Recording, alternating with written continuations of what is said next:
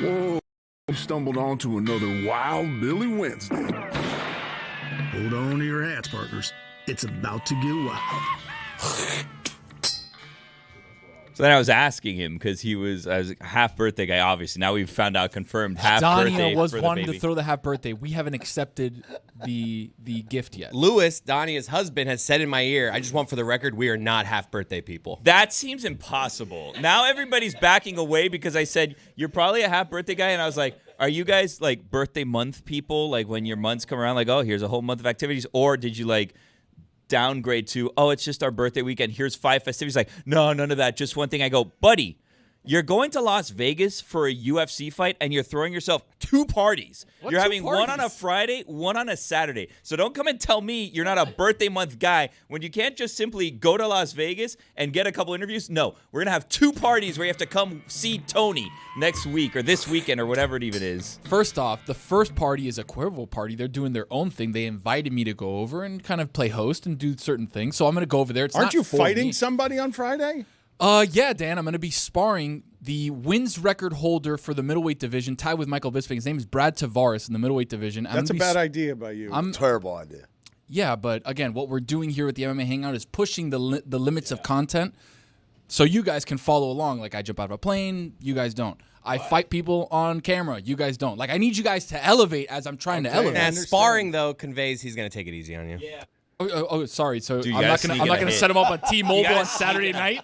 You gotta Yeah, I'm not gonna come in at 220. Like, all right, guys, Yeah. I'm gonna fight now. Put the old Pat Riley right to the forehead, leave a diamond in his head. I might do a.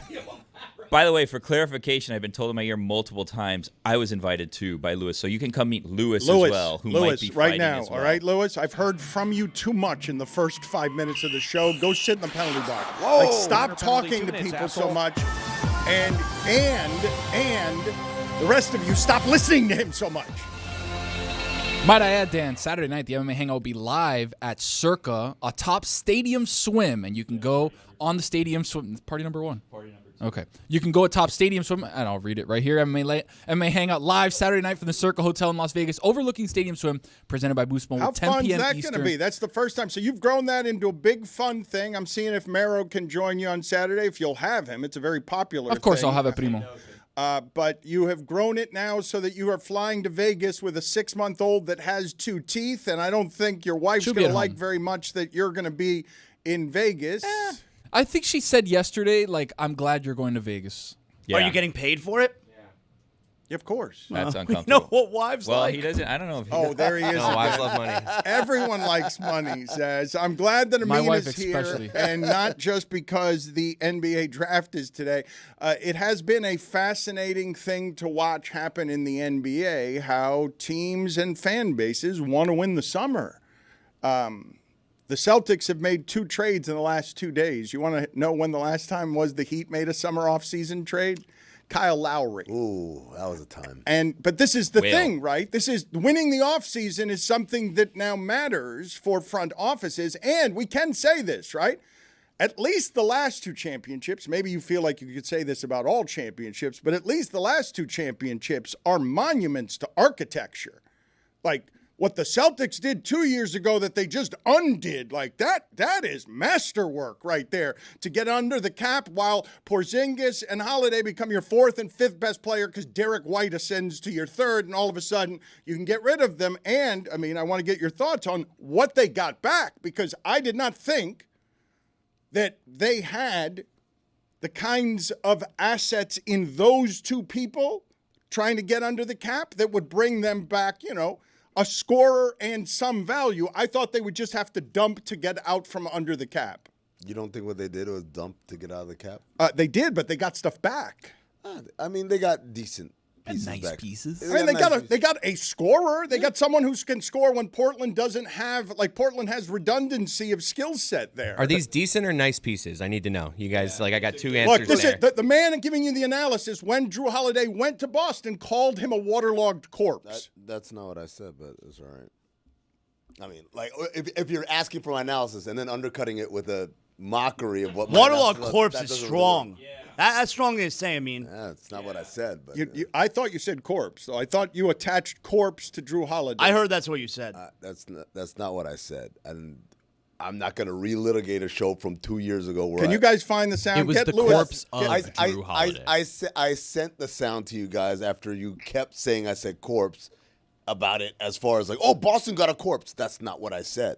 That's not what I said. But I'm sure if you can dig up the sound that I sent 2 years ago after I wanted you guys to cease and desist that, you'll know. But to the point I'm saying, Anthony Simons, nice young player, 1 year left on his deal, good scorer.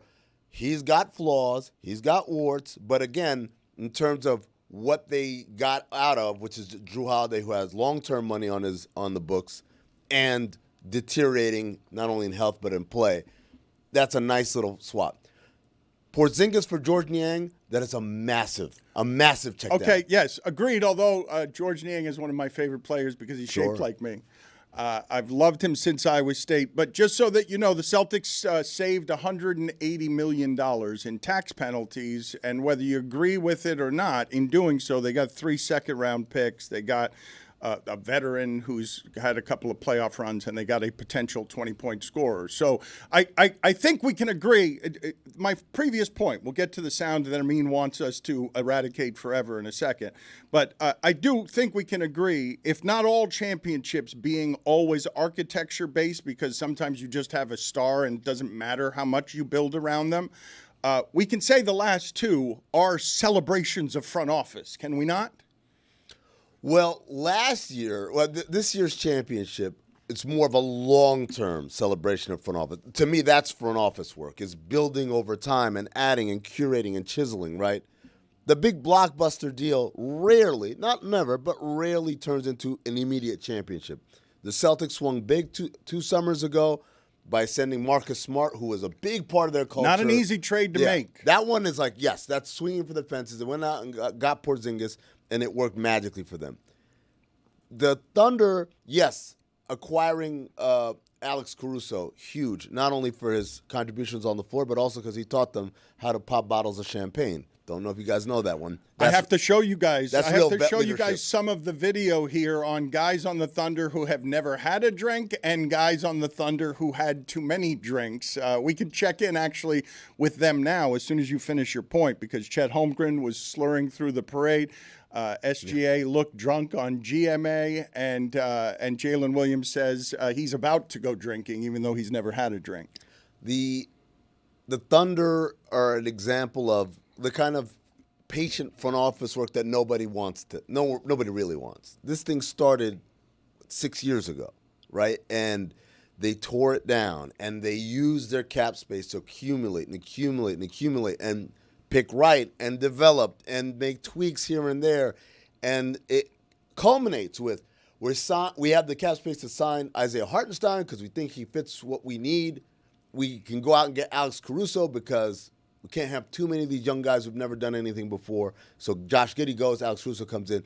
And now you get to a place where you win a championship. And even then, we see how small the margins are. It could have gone wrong several times. They were ready to lose that championship. Oddball will have some draft coverage for you here if you want some of that good stuff. We will have drunken players in a second. But before I do that, Theo Epstein represents in the history of Boston the greatest architect that there has been in sports by reputation. I can't believe I'm saying this, but Brad Stevens would appear to be a better executive than he was a coach. And that's no knock on him as a coach. But the Marcus Smart trade is a very difficult trade to make, to realize that Tatum and Brown needed to have a team that Marcus Smart didn't want to give it to them. And then to get two players like that in Holiday and Porzingis, there were perfect complements, because there are very few guys willing to do the things Drew Holiday does as a third or fourth option, and Porzingis stretched the floor ridiculously, but also allowed for the growth of Derek White in there. But the idea that champion is no more that quickly, still surprising to me.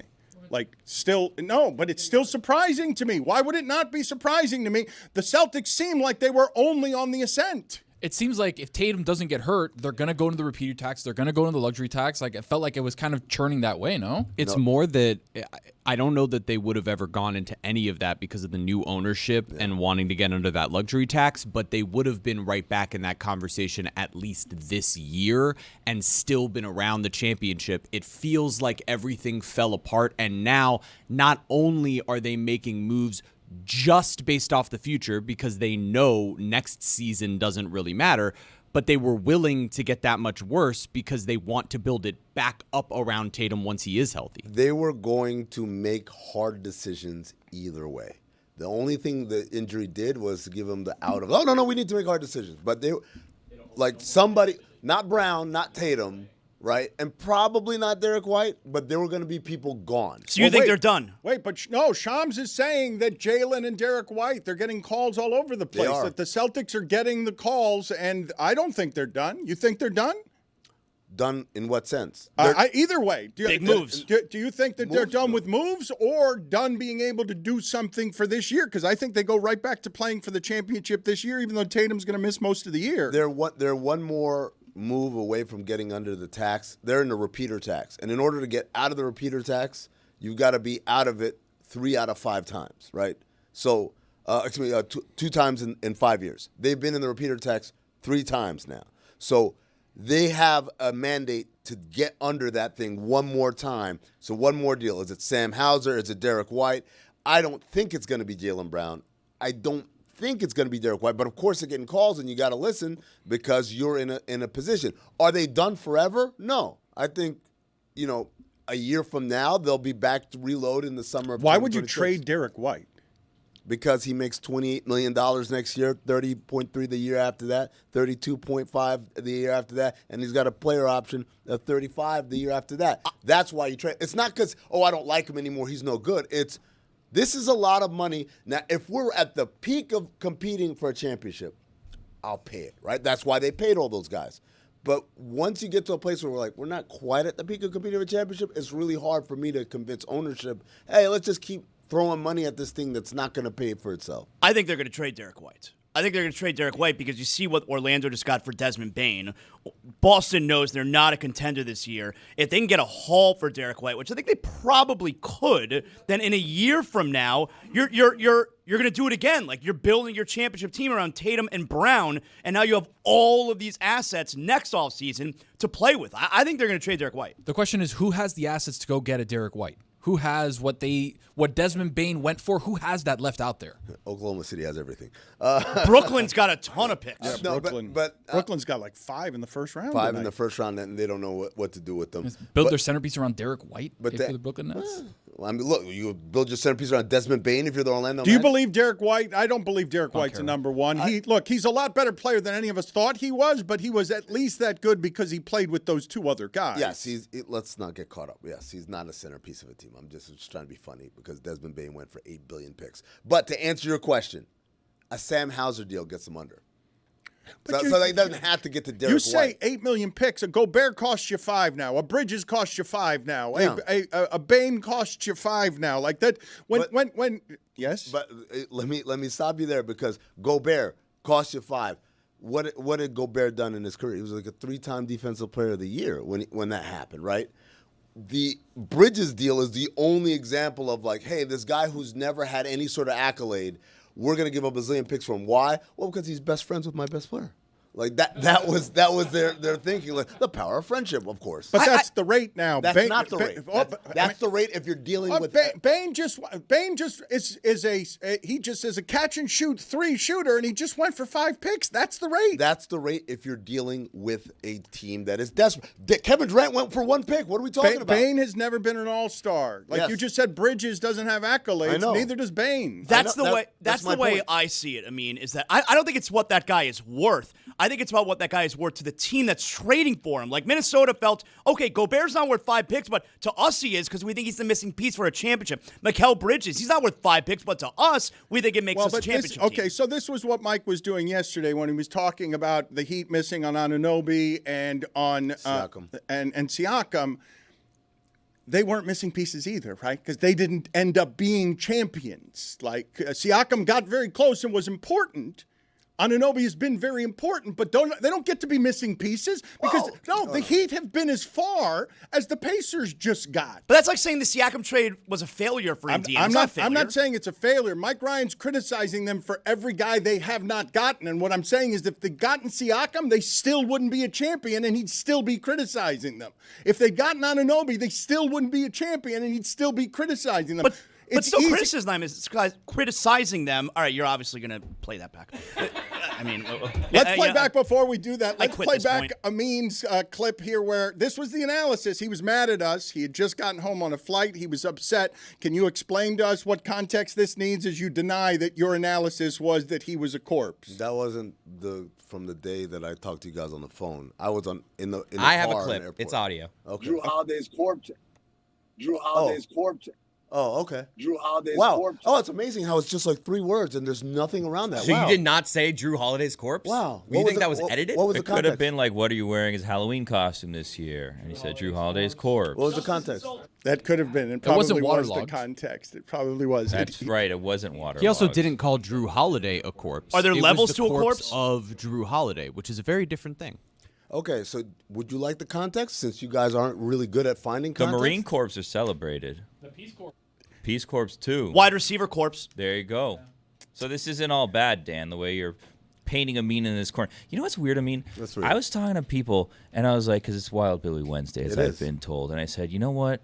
I'm not a man that asks for a lot, but I said, I demand Amin comes in here. Last week, for whatever reason, we kept you away during the NBA Finals. I demand on draft day, Amin is back so that we can cover the NBA draft. I'm happy you said that. I stood up for you. I today- said, Tony Reality was supposed to be here today. I said, Yeah. get that guy the hell out of here with his microphone and his Right. bounce houses. I need Amin in studio on NBA draft day. Yeah, you do. Hey, it's draft day. I'm glad you brought that up. Today is draft day, NBA draft day. Who knew? Cooper flag. Everyone's excited. I'm sure we're doing like a live watch along of the draft tonight, right? We're all basketballed out tonight. We're not you, Jeremy, like the whole everything, right? Because there's no chance that there's another sport that's in the beginning of the doldrums of its regular season that we're gonna pick this day of all days to do live watch along content. Because heaven forbid we have that on a Thursday or on a Friday or on a Tuesday or any other day of the week or the month that wasn't NBA draft day. No way that we could have that kind of planning around here. Meadowlark is not great at scheduling. What? Very bad at scheduling. Huh? But the reason this... Tony has 2 parties coming up, one for each of his Thank kids' you. teeth. Thank you. I'm happy with the schedule. Neither on draft day though. Exactly. We have tonight a watch party with Tim Kirkshin that I don't actually know. Everyone here is invited. If you want to come and give us basketball analysis during it, you can, because I will have to do it here from the studio. I wanted to do it from home, but my gangster Wi-Fi is not gangster enough, and now I've got all sorts of work in the walls and in the roof and all sorts of insanity going on at my home trying to get more gangster Wi-Fi, but I will be here in the studio. If you want to come by, you're here at the Elser. If you want to come by, you're welcome to come here, give us some basketball coverage. The reason I'm doing this, though, with Tim Kirkshin is because no one around here except for Jeremy will talk baseball with me.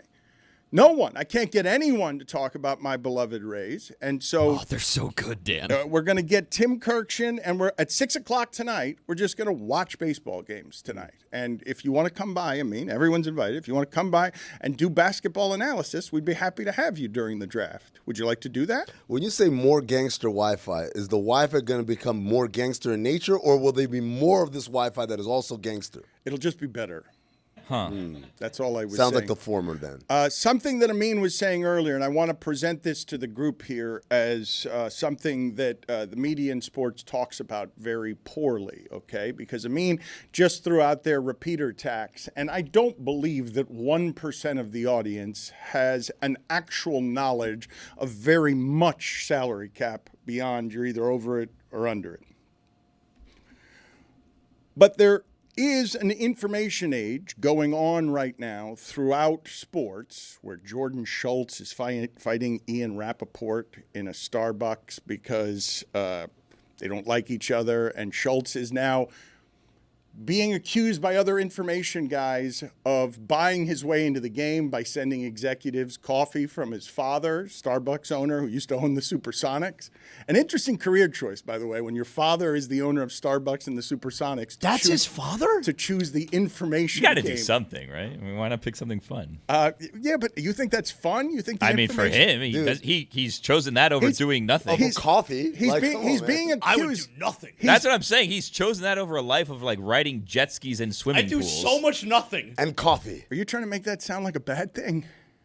What? A life of jet skis and pool. No, I'm saying and that is an coffee. awesome life, and he's chosen this over that. But it doesn't Crazy. seem fun. The information game does Oh, not it's seem competitive. You get to go and threaten Ian Rappaport inside a Starbucks. That's was home more turf for fun him. than that.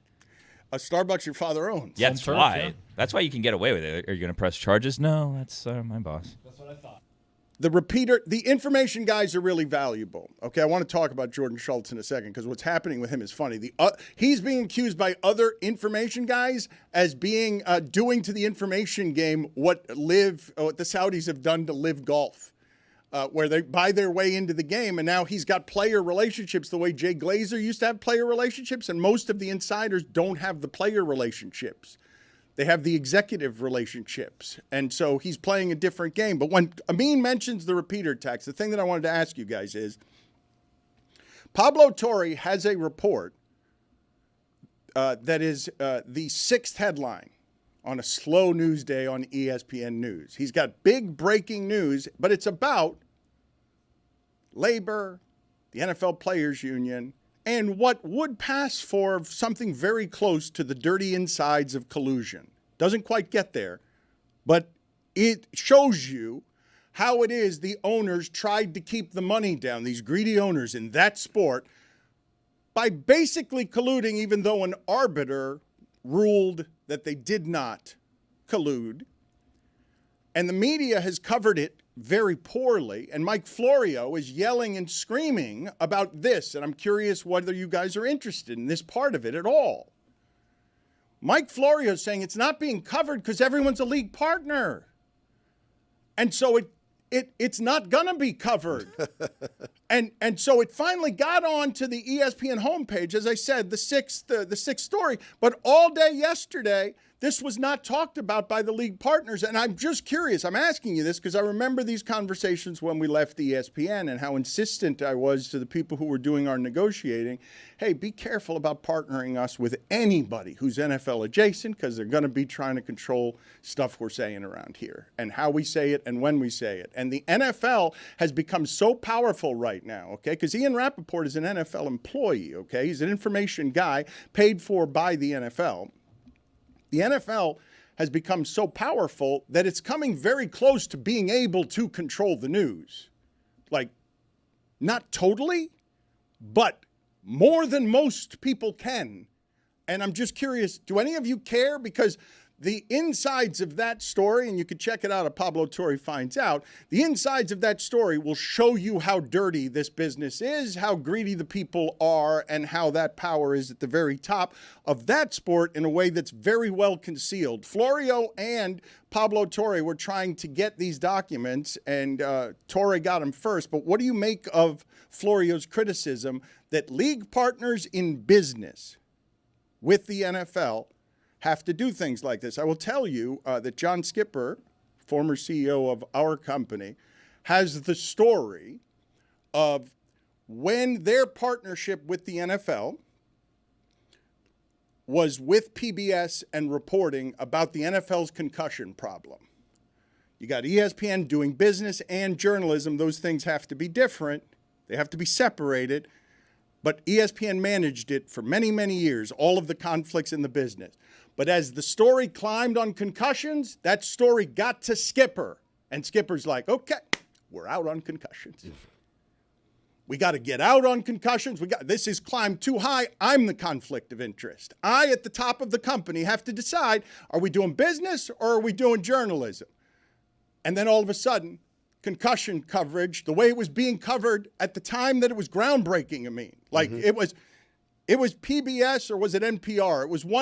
It was a report that was showing the insides of brain trauma, and the journalism department had to get out on that when the conflict reached where the business was. And so I ask you, as I present you this story of collusion and the way that people love these contract management information stories, why isn't this a bigger story?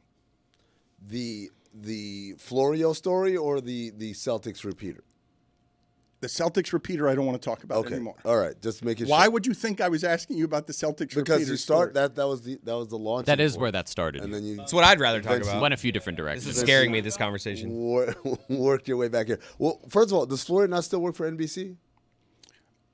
I think he's got a contractor gig. That kind of thing. He gets money from NBC. And you I know think. it. So, I wanna earn. but that's kind of playing with fire for him a little bit, right? If he's saying this story isn't getting touched because it's too hot for a league partner, and he gets a little business with a league partner, I can't imagine that the league that he's claiming to be that controlling would be happy that someone on league partner airwaves is talking But like is it this. because the story's too hot, or is it because people don't like these kinds of stories? That they're interested in certain things. Like if I made this about Kaepernick, all of a sudden it would be a much different story, right? But this is really close to collusion, what is happening here. And maybe it's a different story as well if collusion had been ruled, which is not what happened when it went to an arbiter. I think the reason you're talking about, which is a valid one, is that people just care about what happens on Sunday. Right? They don't really care, especially if it's not like, oh, this is making things harder for my team. That's what fans care about. Hey, are you hurting the Dolphins from getting? Oh no, this is just something that screws players over, but like doesn't do anything for my team. Yeah, I'm fine with that. Are you accurate though when he says that about? I feel like the fan today is more informed than he or she has ever been, and wants to be more informed than he or she has ever been. But they don't care about information that does not impact them. So, for instance, my boring repeater tax conversation, Celtics fans are like, wait a second, what this is why we're going to give away Derek White maybe? Because it impacts their fandom. But if it was just like, hey, you get to keep your team as it is, Derek White kind of gets screwed over. They're like, well, that's what a fan does. For like Chris, if you found out that this collusion story is what stopped the Dolphins from having like a great backup quarterback as opposed to Skylar Diggins or whatever the kid's name was. Skylar right? Thompson. There you go, same thing, right?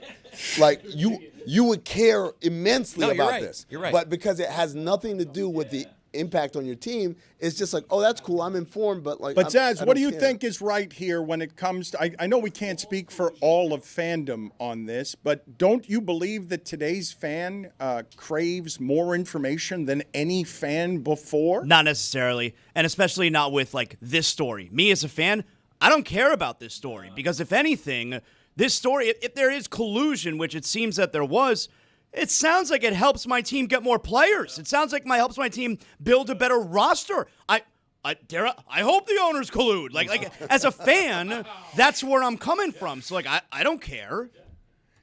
When it comes to the labor, it doesn't really matter because people care less and less about individual rich people as well, right? So if you're talking about the repeater tax, I am sure there are Celtics fans that are frustrated that the reason that they're breaking up their core doesn't really have anything to do with basketball reasons. It has more to do with getting under a repeater tax. But it does now in a way that it would have not in the same way going into this offseason had Tatum not gotten hurt.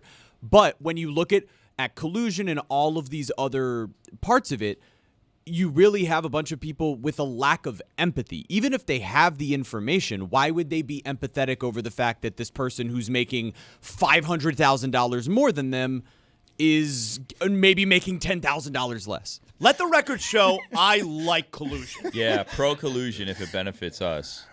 Do we still get Black Friday games? Do we still get Christmas Day games? Are the Chiefs still in Buffalo on week 9? I don't care about taxes. Talk to me about taxes April 15th. They should change the saying to close only counts in hand grenades. What is it? Yep, that's it. Horseshoes, hand grenades, and collusion. All right. Well said. Horseshoes, He hand had grenades. worked that No, one he with got us it. earlier, and he said it right. got it. Minor He penalty, said it 2 minutes. right. Stumbling. You know what they Close say? only counts in hand grenades, Horseshoes, hand grenades, and collusion. and Chris analogies. Go leave. Jeremy, the other reason beyond like repeater taxes, it's a lot of money for rich people. If Tatum was healthy, it'd be fine. It's not that. It's because they start taking first-round picks away from you. Yeah, so there are eventually you have basketball. to get underneath that Even tax. if Tatum was healthy, there's a high likelihood that they were going to make hard decisions. You're right. It's more the idea that there would be a frustration over the rule, Right. not even necessarily at the owners. There'd be a Yes. frustration amongst the fan base over About the why does rule. this rule Yes. exist. All right, Absolutely. but let me ask you, because this would be disappointing to me, but I guess not surprising. Do any of you care if Florio's accusation is accurate, that league partners are either downplaying the story or ignoring it? Do any of you care about that in the abstract, or if it doesn't affect your team, you just don't care? It's not a story. Right. I guess I would flip it back on you. Why do I care?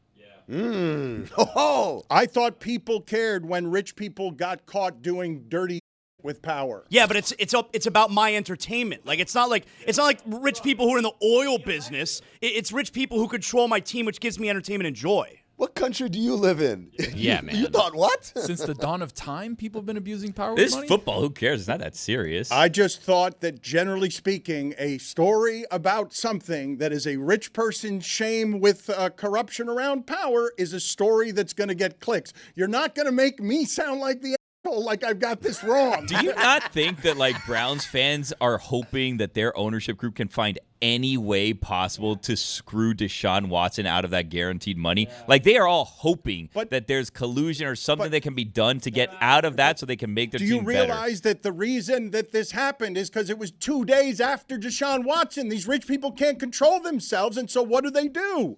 They try to cheat in order to control prices because they can't control themselves. It came 2 days after Deshaun Watson. You got Goodell getting with the owners and being like, "Hey, we can't be doing this. Are you guys crazy?"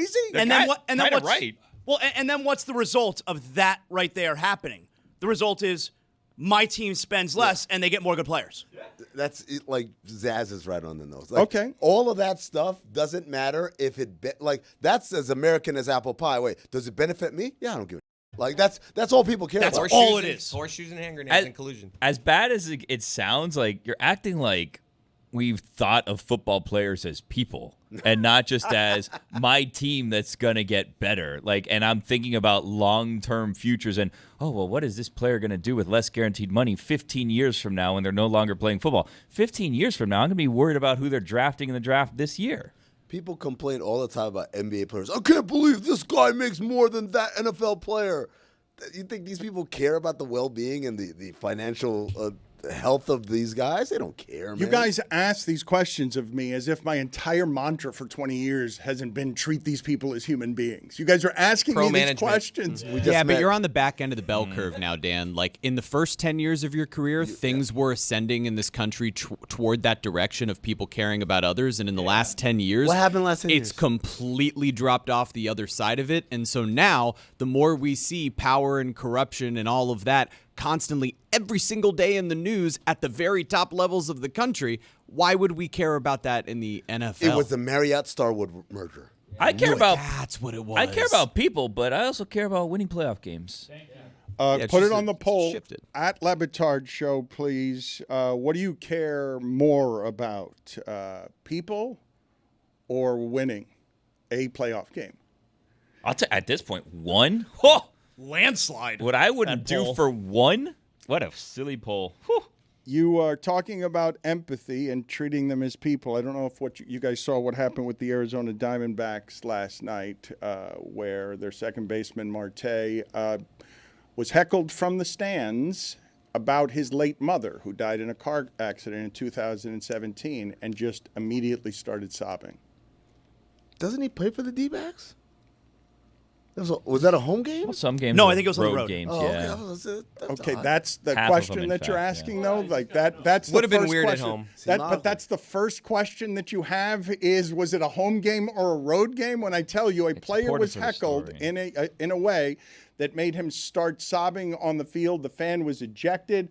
And everything that happened after that was very paternal around him. It was a nice moment of humanity from the Diamondbacks, who had to feel kind of alone surrounded by people who don't think they're human beings. They're just uniforms running around. Yeah, Torey Lovello went out there and he was consoling. I wonder, like, did the umpire at one point go, "Hey, we got to speed this thing up"? Yeah, here? I mean, like Pitch that's clock. pitch clock. That's an Lord, automatic ball. man. Yeah. Two people. You look, guy starts, and then all of a sudden there's runners on first and second. Like, wait, hold on. Blue, the bases were empty. It's like, well, pitch clock. 2 walks have happened now because it's taken so long. Happened in Chicago, so that person may be the Pope soon. So if you're wondering at home why we don't talk about baseball. We're talking about baseball right now. You get more of this tonight. Yeah, but During the NBA draft. as I'm asking for empathy and you end up talking about the Pope. He's a White Sox fan, noted White Sox fan. Have you not seen the video? He goes around Vatican City or whatever it's called, and people are chanting White Sox at him. He chants White Sox back, puts on a White Sox hat. Is he wearing a White Sox hat? He's worn a In the White Sox Vatican? hat before. Yeah. No. Yeah. This big moment With for the robe? baseball. Yeah, with the robe. He went on, he put don't it like on. that. What do you mean? Respect the game. Why? What, Would you gotta you wear the prefer Pope he hat. wore like one of the papal The Pope hats? hat, yeah. Like a big Pope hat and It's then Vatican it just has a City, White buddy. Sox It's logo in the Vatican middle City of it. with like a That little actually is bill. sick. They should actually have the White Sox. should I'm not sell in charge that. of marketing. They should have a Pope Day where they give out the big papal hat with a White Sox logo on it. They should do that, right? That'd be Dan. That'd be awesome, Dan. Now it's made worse if that person is then heckling players about their deceased parents while wearing the papal hat. You don't want that. That's a good. bad look. Not good. That's where you disassociate yourself. Also, I'm going to go on the record and say, too far. Shouldn't heckle people about their dead I thought you parents. meant the hat. Too far. No, the hat's in fair play. That's too far. I give you guys a story about a guy sobbing on the field, and the first question is home game or road game, and we end on the Pope in a White Sox cap. This episode is presented by DraftKings. DraftKings, the crown is yours. Grateful to have Amin in. He was at all the finals games. I want his takes that will echo throughout the offseason because I do believe it was, even though he predicted that that's what it would be, and OKC was the best team from the start of the season till the end of the season, and it wasn't much of a surprise, but it wasn't terribly satisfying either, which I'm confused by my feelings there. I don't know if I'm reacting that way to youth. I don't know what I'm doing because it was an overwhelming regular season team that I wanted to see be overwhelming against Indiana, and I never did. Yeah. And by the way, that seems to be the case with almost every one of these teams. That's amazing, right? Think about the Warriors, their first championship. Amazing. But then that finals, they were down 2-1 in that finals. Think about the Miami Heat. Amazing, right? Amazing collection of talent.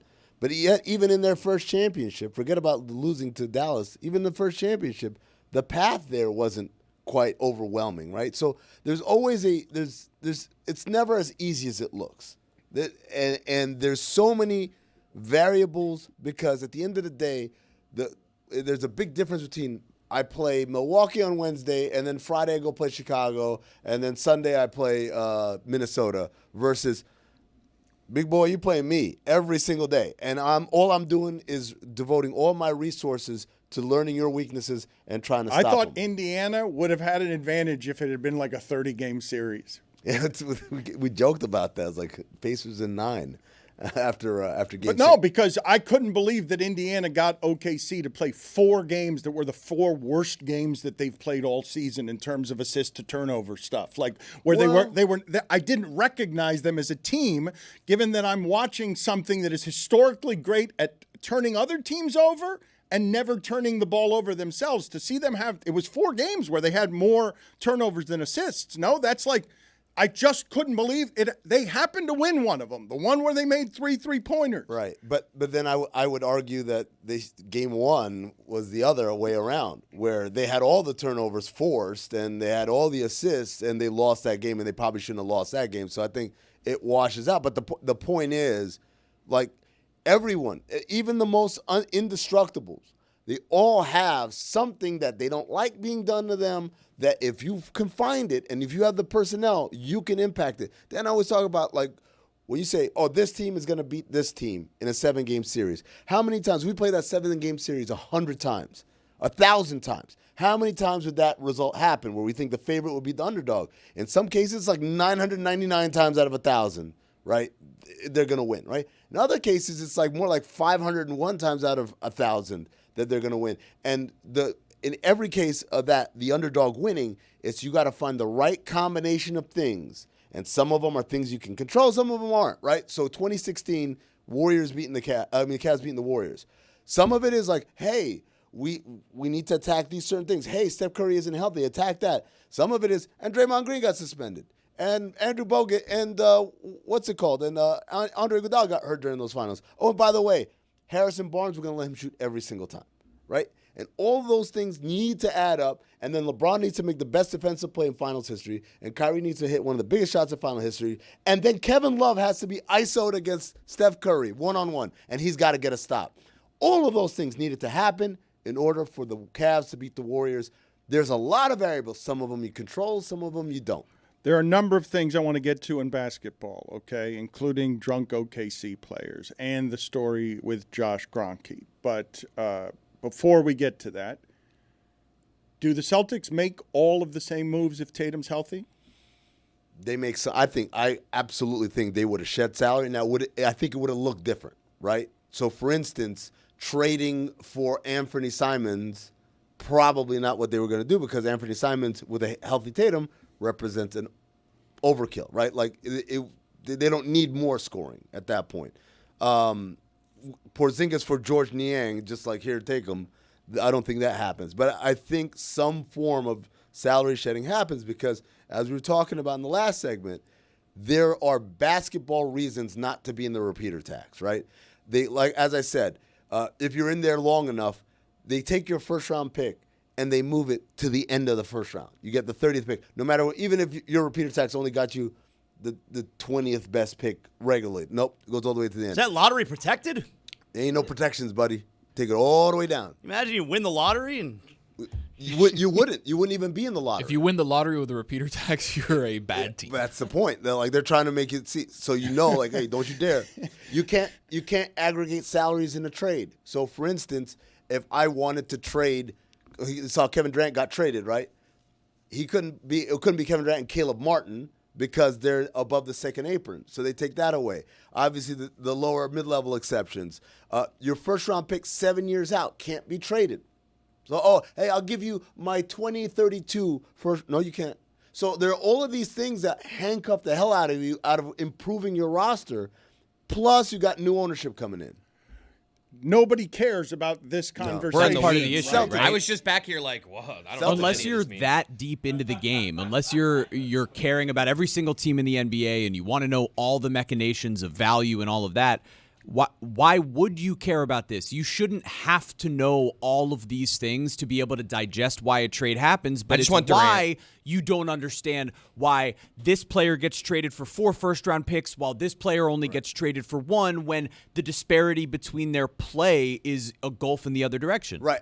So I think that might be a place of curiosity for some people. Wait a second. Why did he only go for this versus that? But for the most part, if it's not my team, people don't care. Right. The NBA, I think, does a lot of unfan-friendly things these days, and all of this, like everything Amin just talked about, Boston trading Kristaps Porzingis for George Niang, it's the most unfan-friendly thing I think the NBA does because fans don't understand. Why would they do that? Why would they trade him for George Niang? I'll draw you a chart, man. I got a team. Oh, my team's getting good. Oh, we're really good. We're competing for a championship. Oh, we spend money. Oh, we're in this championship window. Maybe we win, maybe we don't. And then at some point, no matter how much we win, it's like, all right, some of them got to go. And then we go all the way back down. It's a cycle. It's created. This is the parity that everyone begged for. Well, this is the thing, though. When you've got 7 different champions in 7 years and 8. 8 now, right, excuse me. And this last one was not surprising at all if you were watching all season, but because of the way the last 7 have gotten, you didn't think that it was a foregone conclusion. There was not trust in what the OKC team did during the regular season. But what I will tell you about those finals that was confusing to me as someone who really admired the way OKC played, you saw the Tom Haberstroh numbers, right? The Pacers made 705 more passes in that series than OKC. Yes. Like, when you talk about stylistically what it is that you'd root for when you've got that head, as Bob Ryan calls him, Titus, saying that SGA is a disgusting MVP. The reason is because of the style of play, is it not? I'd prefer to watch 705 more passes than what OKC was doing. You got real close to calling him Sarah Jessica Parker. Or the Screen Actors Guild, yeah. It is 7 straight, not 8. Yeah.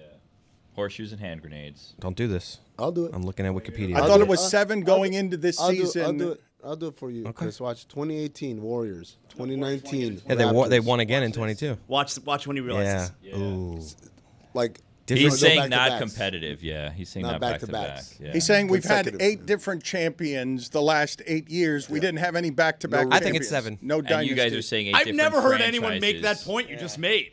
that there hasn't been a repeat champion in 8 years. It's a semantics Right. game. No, yeah. you're right about that. But I've never heard anyone make that point.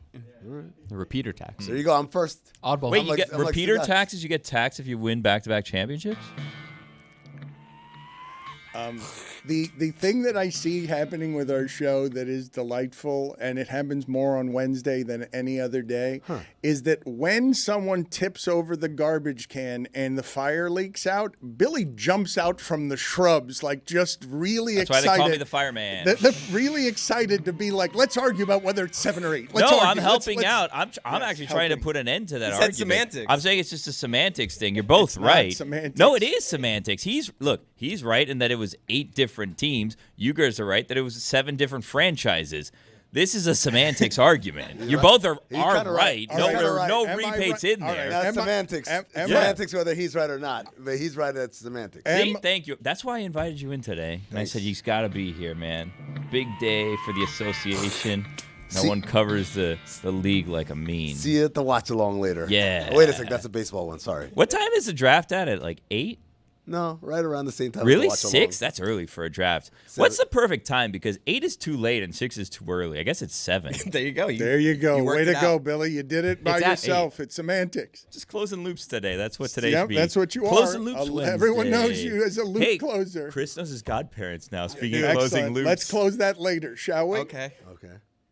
Loop fiasco. I want to ask Amin, Jordan Poole was also traded yesterday, and I'm wondering if a very highly paid, successful champion basketball player is going to be associated with only one thing that doesn't have much of anything to do with basketball the rest of his career. When I say that name in a trade, in a transaction, do you guys think first of anything else other than punched in the face by Draymond Green? Is that what he's going to, no matter what his career is that what's going to be on the Jordan Poole resume at the end? And was never the same after that. Punched in the face by Draymond Green and then was never regarded the same after that. Some would say he was never the same before that either. He had like a good series in the playoffs, a couple of good games. They rewarded him. But, I mean, I was not really enamored with Jordan Poole's game before they won the title, let alone before the punch. And so, to me, it's just like, yeah, this is kind of who he's always been. Because I remember getting in arguments with Warriors people like, no, you got to see, and da-da-da. I'm like, I'm telling you, he looks like someone who doesn't understand the value of what they're doing there. It's like, oh yeah, so we just get to run around and shoot threes. Like, well, no, not exactly. It's like, no, I get it. We run around and shoot threes. I'm like, no, there's more to it than that. No, I got it. And he played that way, and then he got punched in the face, and then he played that way but didn't play as well, and then he got traded, and then rather than go to Washington and say, okay, reinvention time. This is my team. I'm going to show everyone that I am serious. I'm not a joke, whatever. He treated it like an absolute joke. And I'm going to tell you why, Dan. When you look at what Washington did, right, what they've done basically since the trade deadline, where everyone's like, what are the Wizards doing? They have C.J. McCollum, they have Marcus Smart, they have Chris Middleton. This makes no sense. They did that because what they had was a locker room of young people looking up to people who aren't good examples of how to be a pro. Kyle Kuzma and Jordan Poole. They did not behave in a way that's like, that's what I want my young people learning. I'm not kidding you when I tell you the Washington Wizards this year, before they traded for Chris Middleton, as a basketball team, when they played, I watched a couple of their games, and it offended me the way that they were playing basketball. What was the moment you realized It was this here offends it was me? Poole and Kuzma. They're being so sloppy with the basketball. Like, they don't care about the basketball at all. Like, it's just Picture you like, Valerie, can you believe this? Valerie, I'm offended. Am I wrong, though? I mean, like, when I think of two teams in basketball this year that offended me, it was the Wizards and Charlotte on occasion, the way that they would use ball. You think the way they use LaMelo Ball or the way they use the ball? Both. I think because one of those is a lot more offensive. Let's put up Chet Holmgren here and the sound of him slurring his way through the speech. How did you guys feel about yesterday's parade here at OKC? It started with Clay, Sam, and Mark for believing in me enough to bring me here in the first place. Because without them, I'm never even here. All right, let me lock in.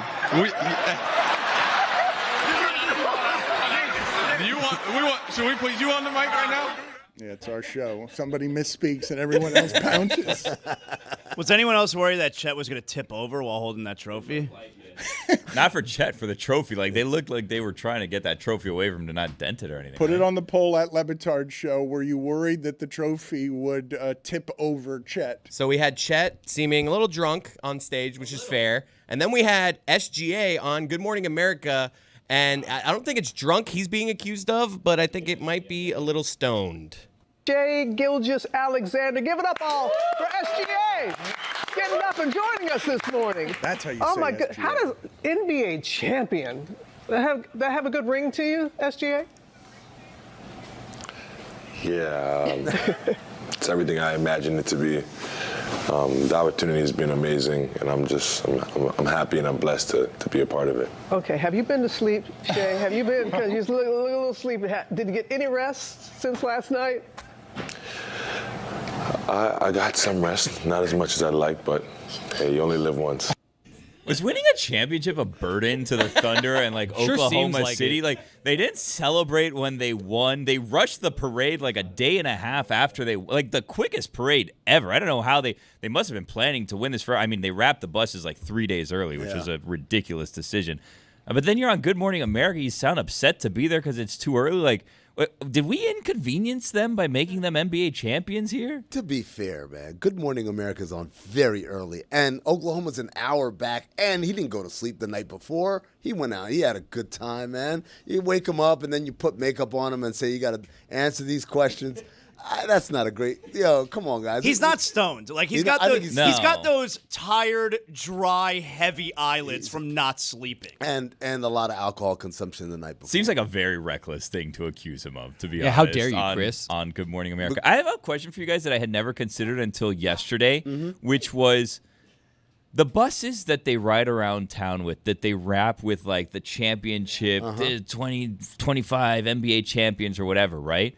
I had never considered what happened to those buses after the parade until Monday when I came in and saw one of the Florida Panthers championship buses just doing its regular job of hop on, hop off, driving around. And I just see it with like Panthers, NHL champions driving around right in front of the building. I'm like, the Stanley Cup champion. Yeah, there you go. They didn't unwrap it? No, it was still wrapped. And then I'm wondering, well, when do you decide to take that off? Like when you sell an advertisement? Like I would keep that on forever if I could, right? I saw another one that was completely white. So they had taken off of one, but then I saw another red one that looked like it was coming from the parade. I'll tell you, so one of the things that I was thinking about a lot in the aftermath of Game 7 was before the game, pre-game press conference, Rick Carlisle started by saying, hey, I saw a video. They already had the buses wrapped. And you know what? That's all I can think about. And I turned to the guy next to me, and I was like, yo, that's some real great talk unless they lose. Unless they lose. But then, Tyrese gets hurt, and all is forgotten. Right, but like kind of, I was like, what about them buses, huh? Let's play the sound here of Jalen Williams. He's the 12th highest paid player for the Thunder. I know that Amin and I think some other people had some objections to me saying that OKC has sort of rigged the system. You get the fixed costs with your draft picks, and all of a sudden you can keep players in OKC maybe longer than they'd like to be in OKC. But before we get to that conversation, let's play Jalen Williams saying that he doesn't drink, and he's going to start drinking now. Yesterday was my first time drinking ever. Like I never had a drink up until that point. And the beginning of the season, the guys want me to drink. That's like the big thing for them. I don't know why, but I told them at the beginning of the year, I was like, win a championship, I'll drink. I'll do whatever you guys want. I'll drink champagne. We could do shots. So we kept getting closer during the season, and I was like, I'm going to have to drink. So I drank a little bit. I had a couple shots, champagne. I had beer. It was all disgusting. I'm going to stick to Shirley Temples. I had a lot of those yesterday and a lot of water. Okay, so you've never drank it before. You think champagne is disgusting. You think all shots are disgusting, so are you never going to do it again? I'm retired. I can't speak on the parade, though. I don't want to. Okay. I don't want to. Yeah, I put it on the poll, please. Did we inconvenience the Thunder by making them win the championship at Le Batard Show? Well, there's something about when somebody doesn't drink, everyone wants that person. Like, we had Danny around here. He's not a drinker. You bring him out, it's like, Danny, you gonna drink today? Come on, you want one? He's just like, no, I'm not drinking. All right, great. You guys are great. I love leaning on people who don't drink and making them drink. That's what they did with Jalen Williams all year. They're like, are you going to drink? When are you going to drink? Why do people want people that don't drink to drink? Yeah. He was asked this question post game about like, your upbringing. He's like, yeah, my parents were, I would call it a God-fearing household. And he has this very long, thoughtful answer. And then he says, but then I had alcohol. At the end of the answer. It was so funny. Dan, they didn't know how to open the champagne bottles. They literally sat around like, do we watch a YouTube tutorial? And Alex Cruz had to come in and like, no, guys, this is how you do it. I don't know how to open a champagne bottle. Really? Nope. As a two-time champion? Not a champion. Nope. Not a champion. That's not true. Wow. But I don't drink champagne. I don't know how to drink champagne bottle. I'm embarrassed all the time at the number of corks and things that I ruin because I can't open any of those things. You guys, you don't know how to open a champagne? Man. I mean, nah. I can. 20 CB, bro. You need a sword. I want someone to pour it for me.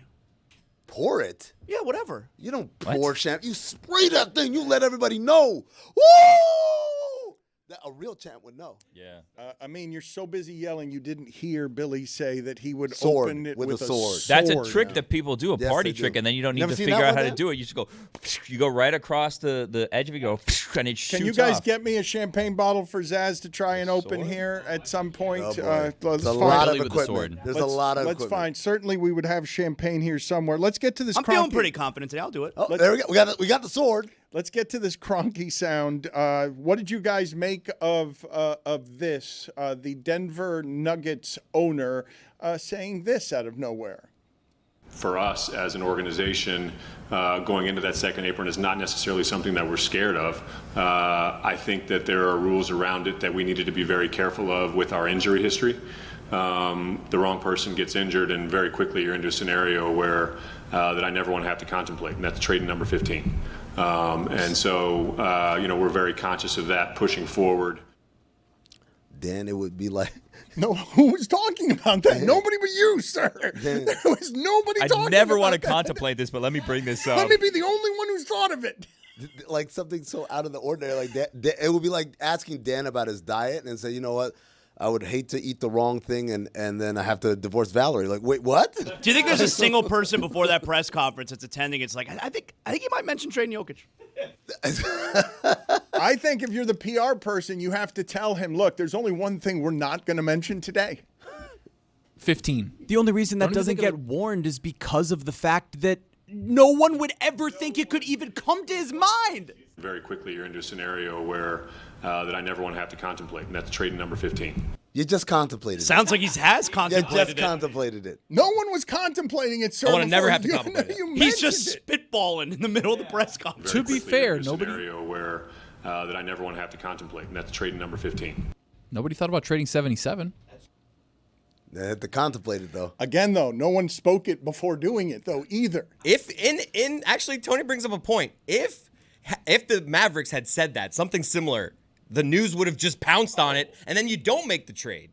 So go. maybe now they see this reaction to this sound. It's like a weather balloon. Where he was maybe going to think about doing the trade. Now So he's it's like, more dangerous if the general manager has never mentioned it? put the feeler out there. I think that they started receiving calls like, so yeah, I know you'd hate to contemplate this, but what is this going to take? Because, like, obviously he will be available at some point in time, or you would not have said that, right? He's not going to be available. Hold on. Why would you say that unless it's a possibility? If you're like running an NBA team and you don't make a call that day to be like, hey, so we kind of heard old Kronk say this crazy thing. How crazy is it? Like, what is it going to take to make that crazy situation happen? You wouldn't be doing your job if you didn't check in, right? Billy, what can I interest you with Tyler Hero and Bam Adebayo for Jokic? Dude, But this team is never going to trade Tyler how about Hero or Jovic? Bam for anything. Not putting him in. Hightower? Highsmith. You stop it. Billy, did I hear a zip it up from you at Kroenke this morning? Right. You should, right? Tell him zip it up. Like, why are you even out there talking? Especially if that's what you're going to be doing. Zip it up. He can't be saying that. Can he be saying that? It's the one thing he can't say. He can say anything. He's the owner. I know, but why is he even talking? Because it was a press conference introducing their new front office, which Dan is going to get a kick out of this. Dan, their new front office is Ben Tenzer and John Wallace. Ben Tenzer, who I worked with at Summer League in 2012. John Wallace, who I scouted when he was at Georgetown. Did you get a kick out of that? Well, I want to examine. I want to examine that saying for a second. Get a kick out of it? Jeremy, look up the origins. That's not how you get a kick out of it. That's not how you get a kick. What is getting a kick out of something? What is getting a kick out of something? Like what? So Let me see that kick again. It's What was move. that Yeah, kick? it's this move. It's this one. Ready? It's clicking the heels. No. What is getting a kick out of it? That's- Is it when you whip a horse, you get a kick out of it? Well- Like what? So no. To answer your question, I didn't get a kick out of it. No. Well, You don't think it's weird that people that like I worked with or even worse that I scouted have now ascended to the very heights of running an organization? It's sad, honestly. The way you phrased it, it kind of made it sad because you're here. What? Nothing. That I never want to have to contemplate. Tony's telling everybody that he thinks we should have all seen the Halliburton injury coming. I mean, it just feels so obvious, right? Like, we see what happens with KD, calf strain, Achilles. We see what happens with Jason Tatum. We see what happens with Damian Lillard. Now we see what happens with Halliburton. No, the calf strain isn't something you should be playing through. But it's a Game 7. It's a Game 7. We heard you have to play. Everyone plays. Game 7. Well, you don't think he It's should? what I live for. This is what I live for. I'm trying to figure out. I'm Mike Ryan the other day. You're This Mike is what I Ryan? live You're for. Mike Ryan. I worked my whole life. Wow. What's I worked my happening whole life. Game 7. I'm insulted for Mike Ryan. Well, then. that's Game 7. I like that Mike Ryan. I like the limited fake what you Mike live for. Ryan who looks like Bert Kreischer. All your life. All your life you live for this. It's where you live, like where you live for. Game 7. Play. It's Micah Zaz though. Well, that's the what we were greatest- saying back here. That's the greatest of the characters. Mike as Zaz. So is that- should arguing Zaz- with Zaz. I'm offended by that. Not as offended as I was by the Wizard before they traded for Middleton. It just feels like more and more NBA guys are dealing with these Achilles injuries. And Jeremy had brought up a good point. Like, is that going to turn into the Tommy John of the MLB, where now Achilles is the one thing that used to be a career killer. And now guys are going through it like if it's almost like a meniscus repair. It's like, all right, we're going to get scoped. This is going to Let's happen. rename we're gonna this. come back. Who's the doctor? Who's the doctor that does these main surgeries? Is there one guy who does the The Achilles? doctor was a Dr. Haynes. Achilles. Let's call it the Haynes. Yeah. Dr. Haynes. They got What's Tommy his John. first name? We need to rename this injury. Well, who got the first Achilles injury? That's really the big Achilles. one. You call Achilles, it yeah. Achilles. Well, Very in the famous NBA, one, obviously yeah. it's Achilles. But is it Kevin Durant? That's the first memorable No. one. So you No, call I- it Kevin Boogie Durant surgery? Cousins had No, one Wes before Matthews that. had No, one. there was Ooh, Wes Isaiah Matthews. Thomas, Dominique Wilkins, a lot of Alright, people so we have can it. go back. So hold on, but I want to ask because you're saying it's like Tommy John. The difference is guys get Tommy John, they come back and they're fine.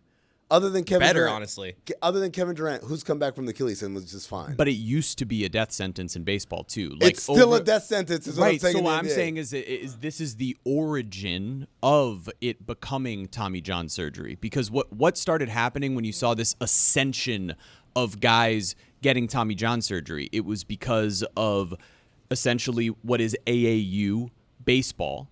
Because you had kids pitching and only pitching from a young age. You had guys throwing curveballs earlier at a younger age. Specialized training for the specific muscle groups that only have to do with baseball. Not playing all year long in different sports and training different muscle groups. And so you saw more wear and tear at a younger age on the UCL. Now in basketball, we're going through this wave here where we've talked about it. Guys like Jason Tatum, who have gone through AAU basketball and trained from a super young age on a specific group of muscles, and now you're seeing the wear and tear that comes from that. So you wonder if the specialized training and load management, in the same way, innings management has only hurt the rate at which Tommy John has increased.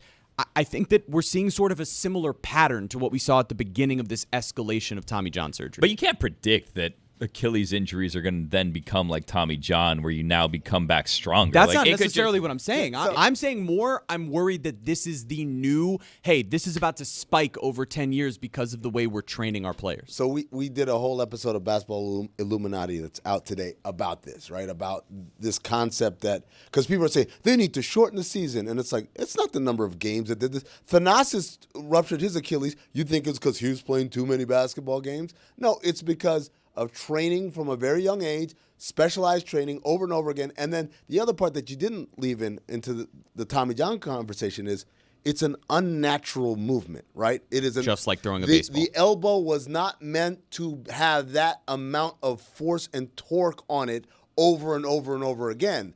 And because people are bigger and stronger and throw harder, the pressures are even higher. Same thing with this Achilles. It's because the bodies are bigger, they're faster, they're more explosive.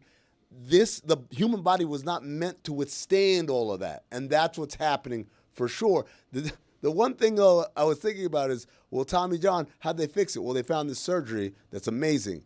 So they didn't actually, fix any of the other symptoms of, hey, let's have the kids train less. Hey, let's have the kids be less specialized. No. We'll just have a surgery, and then it'll be fine. But we'll get it at 16. Here's the thing that you're not understanding, though, about the differences between the two things, because you're not necessarily a baseball fan. Yes, both of the things are things – the pitching motion more than anything, it's not meant to be done like that by human beings. But now we've gotten to the point in baseball where the big arm wants to have that surgery early and then resume his career, whereas the Achilles, I fear that Halliburton will never be the same in terms of quickness again. It's not the death sentence it used to be. People come back faster than they did, but when the specifics of the surgery are one makes it better and one gets you back faster, but your lateral speed and quickness is not going to be the same, and he kind of needs it the way that he plays. No, well, that was my point. My point is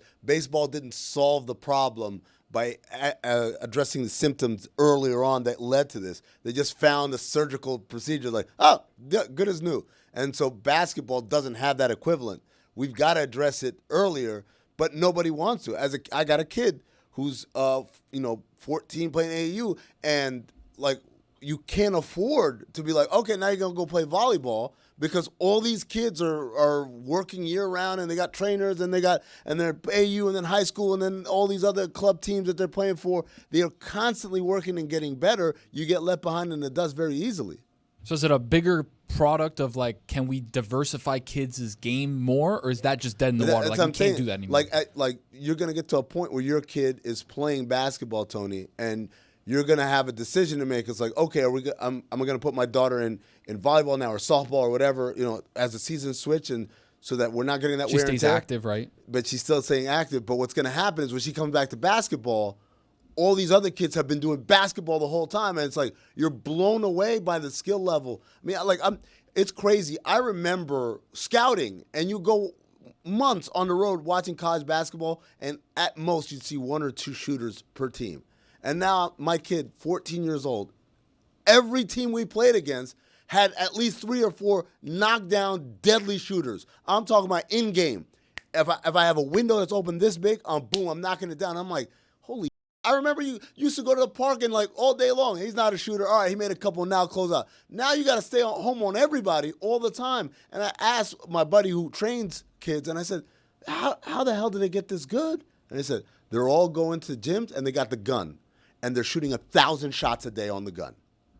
Steph made it all possible. It doesn't make sense that he's on a magic carpet out there playing a different sport than anyone else and making it accessible to young people, because now everyone wants to play that way. And we're living in the renaissance of whatever that age is going to be in basketball. You're already not liking how many threes they're taking in games, and smaller dudes are all going to do what Trae Young does.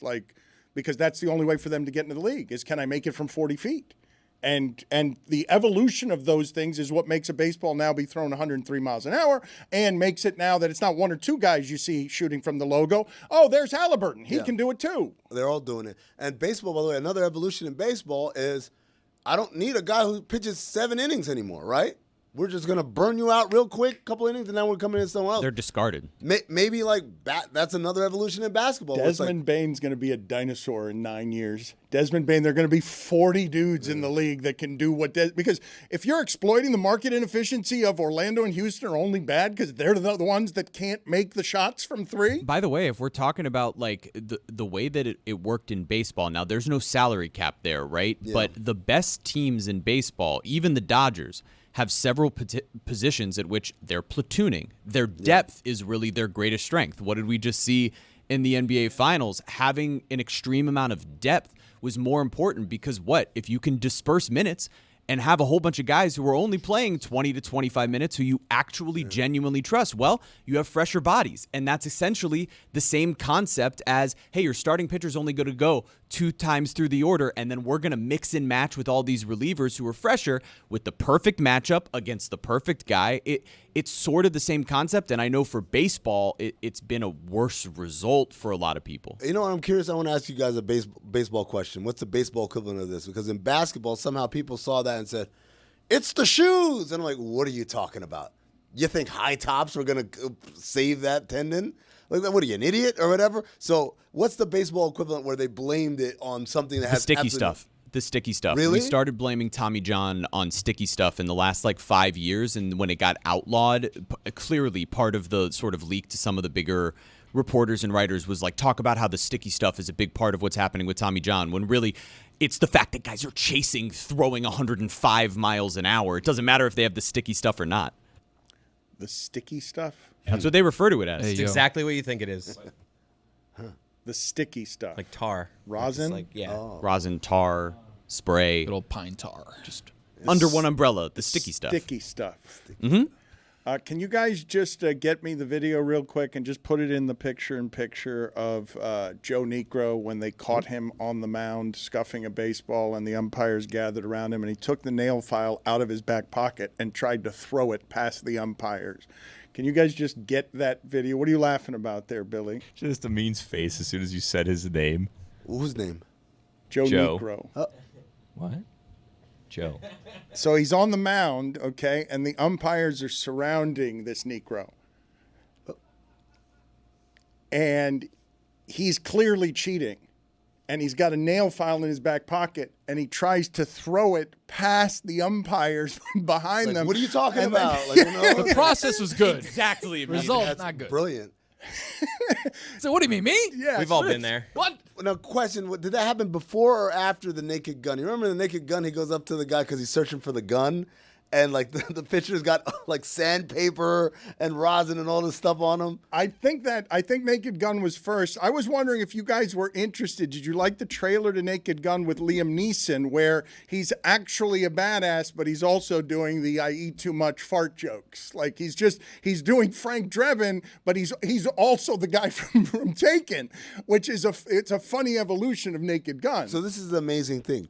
Leslie Nielsen, a lot of people don't know this, originally a dramatic actor, right? And so when he did Airplane, part of the reason why that role hit so hard because everyone was looking at him like this very serious guy doing these dumb jokes like, Shirley, you can't be serious. I am serious. And don't call me Shirley. Right. So by the time he does Naked Gun, now he's effectively changed his whole career to I'm a comedic actor. I'm really rooting for, wow, look at that. Well done. You dropped that. That wasn't me. It's like, why do you have a nail file? He did. He blamed it on Palermo. He blamed it on Frank. Look at Frank Palermo. He's like, what, that? Look at the ump's hand on his face. He was like, are we really doing this? Look at him. Wait, hold on. It almost worked. Look, one guy sees it. One guy. Only Just one. One guy. Only there it is. Only one. It almost worked. And he goes to help him pick him up. Is this yours? Good. He's got the inside-out back pockets. Like me, I wouldn't cheat. He does almost go to pick it up like, oh, ump, you dropped something. Yeah, I'll help you. Oh, look. Yeah. Oh, there it is. The point. This episode is presented by Smirnoff. We do game days. Please drink responsibly. The Smirnoff Company, New York, New York. This is a delayed penalty, but I do believe that Mike Ryan was accurate yesterday when he accused Zaslow of being full of shit, that he would have wanted Kevin Durant if the Heat had gotten Kevin Durant. So, minor penalty, 2 minutes, spreading propaganda. Slight mischaracterization. Okay, you are penalized 2 days late. It's a really delayed penalty. Go outside in the street and figure out how to open that champagne bottle. Just in the street. Yeah, go do it in the street. Get out of here. We don't want to mess. Don't go to the penalty box. Take the sword with you. Yes, take all your confidence probably won't with The you. sword is not going to work. It's not actual metal. What? Goal. Okay. Wait, this is it? Let me hit you with it. Pablo Torre is a legitimate journalist doing legitimate journalism, no matter what it is that Bill Simmons has alleged around Pablo's Peabody nomination appearance. Pablo has another story. He found something else out, and Mike Florio is accusing the league of being in cahoots with its media partners and not getting Pablo's story out there. So, Pablo, explain to me how it is that you broke a story that makes you the 6th headline during a slow time on ESPN.com, such a giant story that it was. What's the origin of cahoot? Was there ever a singular cahoot? This guy gets the show. This guy gets it. So that's first cahoot? It's a hoot and another hoot, and they get together and are in cahoots. Couple of owls cutting it up. It's like, is there any goal that's not unmitigated? Is it? Oh, no. Right. Absolutely not. Right. These hoots will remain, unsuppressed. They are of Look, unknown for me- origin, Pablo, perhaps from the French cahoot, meaning cabin or hut. Yeah, I ask because boondocks comes from a Tagalog word called bundok, which means like over there, I am told. So Oh we're my also God. Filipinos Please- responsible for that. Please give me the highfalutin sound immediately. How do you Well, not have it boondocks? ready already? No, it wasn't the boondock. It was boondock. No, it's Boondock? everything you just did there that made you sound hold on. like Jordan I'm sorry, Schlansky. Wait. Did of all people, did Tony really get on me for trying to pronounce an ethnic word correctly? Tony? Mr. Ethnic Pronunciation Guy Thank you. is saying I can go boondock. No, which I'm just may or may not. I'm just letting you know what Dan felt was a little bit highfalutin was you trying to go ethnic on it. Could also come from cohort. That's fair. What is the story, Pablo? Explain to me how big a story it should be. Explain to me why it's not a bigger story. Yeah, I woke up wondering about this myself. The story is enormous. And I don't say that just because Florio and I agree about that. But it's the document that has been called, according to several people I talked to who are living in this space, the holy grail when it comes to how we think about what NFL owners are actually doing behind the scenes in regards to collusion. In regards to how they think and talk about players when you are not watching. So the document is a 61-page legal filing, the result of an arbitration hearing. And for people who aren't familiar, I'll just name some of the people who had to give witness testimony in this closed-door hearing. It is Roger Goodell, it is Lamar Jackson, Kyler Murray, Russell Wilson, 8 different NFL owners, NFLPA leaders, agents, executives. They're all in this document. Discovery, Dan, expedited discovery, the kind of discovery that everybody fears because they say, hey, give us everything you got, we'll sort through it. That happened here. So we have the emails and texts and testimonies and records and slideshow presentations, all of which indicates that the NFL attempted to collude with owners. We have Roger Goodell having edited, in conjunction with Jeff Pash, the general counsel of his league, having massaged, edited, messaged what they want the NFL Management Council, this shadowy entity that no one talks about, but no one should stop talking about now, to give to the 32 NFL owners at the league annual meetings in 2022 in March, not long after the Deshaun Watson contract. And the very brief thing I need you to understand is that Deshaun Watson was, of course, to us, most known for all of the, sexual misconduct, dozens of lawsuits, all of that stuff that was alleged. For NFL owners, the problem with Deshaun Watson was the fully guaranteed contract he got. And so everything we're uncovering here, what did Goodell want, what did owners want, they wanted to avoid ever needing to give a superstar quarterback, especially guaranteed money. They had never done it before until Watson. They wanted to make sure they didn't do it again. And so that's why 2022, you will recall, it was Kyler Murray, Lamar Jackson, Russell Wilson, all up. And so this document is this treasure trove of details that explains the power dynamic, the power imbalance between the players and the league and the owners and the union. And everybody here looks terrible. Pablo Torre Finds Out is the name of the podcast, and he's doing very important journalism at a time that people have fewer and fewer resources to do sports journalism, but much of it is boring, and I need to dress it up for the TV audience. So can we put Zaslow in the picture in the street, please, and have him try to open a champagne bottle? There he is, ladies and gentlemen, from the rock band Poison. Zaslow is on the street, God. and Zaslow I don't know whether he can hear us or not, but he should start trying to open a bottle of champagne. He's giving a he thumbs up. Yeah, he doesn't know how to do it. So just put it picture in picture so we can, have some fireworks around the, the legal jargon that Pablo's going to bore us with. Point the cork towards you. Pablo, I was gonna ask you. Pablo, I was gonna ask you. I mean, were you more offended that you got a lot more attention for looking for Bill Belichick's girlfriend and all that? But then Dan went up me and they're like, "Are you more offended that we want to watch Jonathan Zaslow pop bottles than listen to you?" I mean, I did think that there would be some bottles popped because of this whole giant scoop that everybody who knew about it was chasing. And there it is. Nope, Zaz has done it. Oh, yeah, this is sad. That's a sad way to shake it. I am going to interpret Does this he not know how as to put a a thumb in? celebration. Why is he shaking it like Hey, that? yo. Put a thumb in, dude. Stick a thumb in there. All of it was pornographic. That was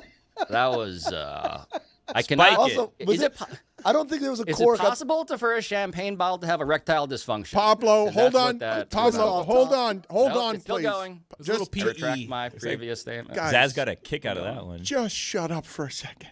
Just all of you, shut up for a Ugh, second. Still leaking. In the middle Unhealthy. of what was happening there, Billy yelled at Zaslow, "Point the cork toward you." And I heard Chris Cody say, "My Uncle Mike lost an eye that He way." did. My Uncle Mike lost his eye opening a champagne bottle. R.I.P. He didn't die from the champagne. He's no longer with us, but he died with one eye. And it was because of it. That's my whole life. You watch me. When I open I can open a champagne bottle well. I'm like. Wait, do that towards somebody the else's camera. eye? So I just get up in the air, Yeah, away from, lower. There get you go. away from me. We'll Yeah, get to do it. Pablo's important story in a second. R.I.P. Uncle Why Mike. have I never heard of this Uncle Mike? Nelly Doogie, Wild Bill, He's not a Uncle Cody. Dick. I have heard. He's not a Cody. It's my mom's side. I have heard about so many uninteresting members of the Cody family, and over on the other side, I got all one eye. Pirate Mike. Party so glass eye. much. He had a glass eye. Parties, He did? It was Parties- weird. It didn't look at you. It kind of looked off to the side. What color was it? Did it match? No. It didn't It match was like the color of He his had blue eyes? eyes, and the glass eye tried to Was be brown? blue, but it was just like a different shade of blue. He Can I couldn't ask a get the question? colors Can right. I ask one question that might be rude, but I journalistically feel obligated? Go for it. How did Uncle Mike die in a way that was particularly cartoonish? Good old-fashioned Or heart was attack, this- I believe. Good old-fashioned heart attack. Okay, Yeah. got it. Classic H. My bad. All right, you That know was a what? heat check. Hold That was a on- journalistic hold on heat a check. second. I was like, feels like the guy with the Minor penalty, 2 glass minutes eye for might a have- terrible question. Go away for 2 minutes. No, Pablo, we're just going to put him to the side for a second and his very important story. And we're going to talk about Uncle Mike because you guys were so busy trying to get your jokes off that nobody seized on Chris Cody saying to all of us, there's an Uncle Mike who I've never heard of. I've known the Codys all my life. And Uncle Mike lost an eye. And he died with one eye. And he had an eye before that was fake and wasn't the color of the other eye. And Uncle Mike lost his eye because he didn't know how to open a bottle of champagne, much like the Oklahoma City Thunder. Zagacki. And it's, you might want to get my mom on for this one because that's her brother. We could talk about Uncle Mike. I have more questions. Does your father have any answers here? That I can't believe Uncle Mike. Look, the Greg Cody Show featuring Greg Cody is wonderful. It really is on YouTube and elsewhere because the family dynamic between Chris and Greg, curated so nicely by Yeti, so carefully by Yeti, is legitimately funny. And you're introduced to this weird family led by this patriarch who is the weirdest of them all. But now there's a one-eyed uncle in the play. Well, there was. There was, excuse me, one I've never heard of. How old was Uncle Mike when this happened, and how old was Uncle Mike when he passed? I would have to ask my mom when he lost, like how old he was when he lost. He had a glass eye as long as I knew him. It happened young in his life, and then when I was probably 10 or 12, he died. So he was probably in his early 50s. But yeah, one-eyed Mike. He was a great uncle. Hairy back. He'd always be shirtless. He lived in Delaware. We went on he had a pontoon boat, and we'd go out with Uncle Mike. You described a monster. He had like a white hairy back. He had hair all over. Ivy Uncle Mike. I've got one eye. I've got a hairy back. I've got a pontoon. I'm dangerous. I'm giant. Delaware. No, and I live in Delaware. Like that's a killer. And its name is Boondock. That person is scary. Uncle Richard was honestly crazier than Uncle Mike. Wait, you have two Uncle Dicks? He died Another too. Uncle Dick? That's Aunt Bonnie's late husband. That is Zaslow looks like Aunt Bonnie. He does. He did earlier this week. Wait, what happened with Uncle Richard? You were going to tell us. He died in a car accident, actually. There are two Uncle Dicks? That is true, but we called him Uncle Richard. Probably for clarification purposes. But he kind of was. It's funny. Pablo, Uncle Dick, really nice. Pablo Torre resumes with us now. Pablo Torre Finds Out is the name of the podcast. I urge you to listen to it or watch it because it is one of the last things out there and one of the few in this sports space actually digging up stories and doing the work. So what's the backstory here with you and Florio? And if we were trying, Pablo, if as a company we were trying to create a cloud of a big bonfire of celebration, Pablo did a big thing. Everyone pay attention. How do I get people to pay attention to this story as they're all wandering away to talk about whether SGA was stoned on Good Morning America? Yeah. First off, condolences to Chris on all of his dead uncles. That sucks. I would say that as the NFL is monitoring my media appearances, which they are, I just like that they had to listen to that as well. Which they are. The way, look, this, Dan, I just need to stress that this is a document that neither the league nor the owners nor the union wanted out. Like, they fought extremely hard. Florio, the sell on this is that Mike Florio is as plugged into this as anybody. He's as fluent and obsessive about this stuff as anybody. NFL, palace intrigue, and the law.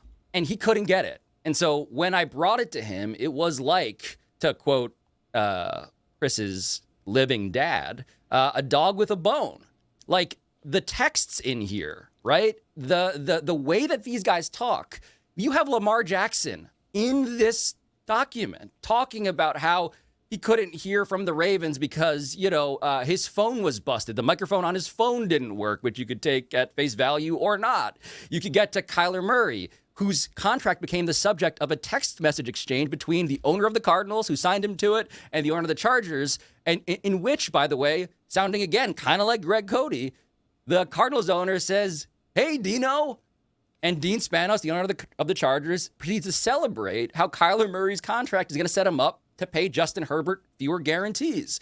You have John Mara, the owner of the Giants, talking about what would happen if you went and talked to Jerry Jones. You have, again, Goodell on this testimony, dead to rights in terms of what he did. You have all of these ways of getting into the room where they don't want you to see.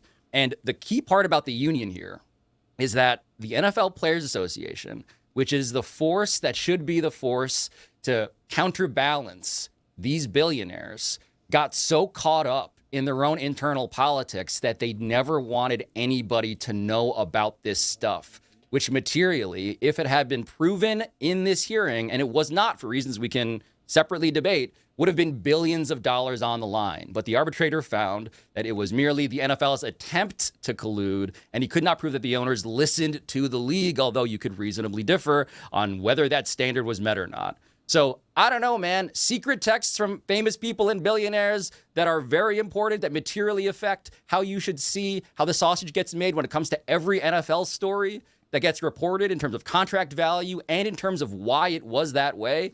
It's kind of all in here. So I would appreciate some champagne being popped, less limply, actually, for that reason. Let me ask you a question. I'm no legal expert, but if I attempt to murder someone, it's not like, well, he was unsuccessful, you can go. If I attempt to rob a bank, it's not like, oh, he's unsuccessful, you can go. Attempting to commit a crime is still a crime. Horseshoes and hand grenades. Well, the arbiter that's saying, though, like, what's semantics here and what's not, Pablo? Because this would be a bigger story if the arbiter had ruled differently.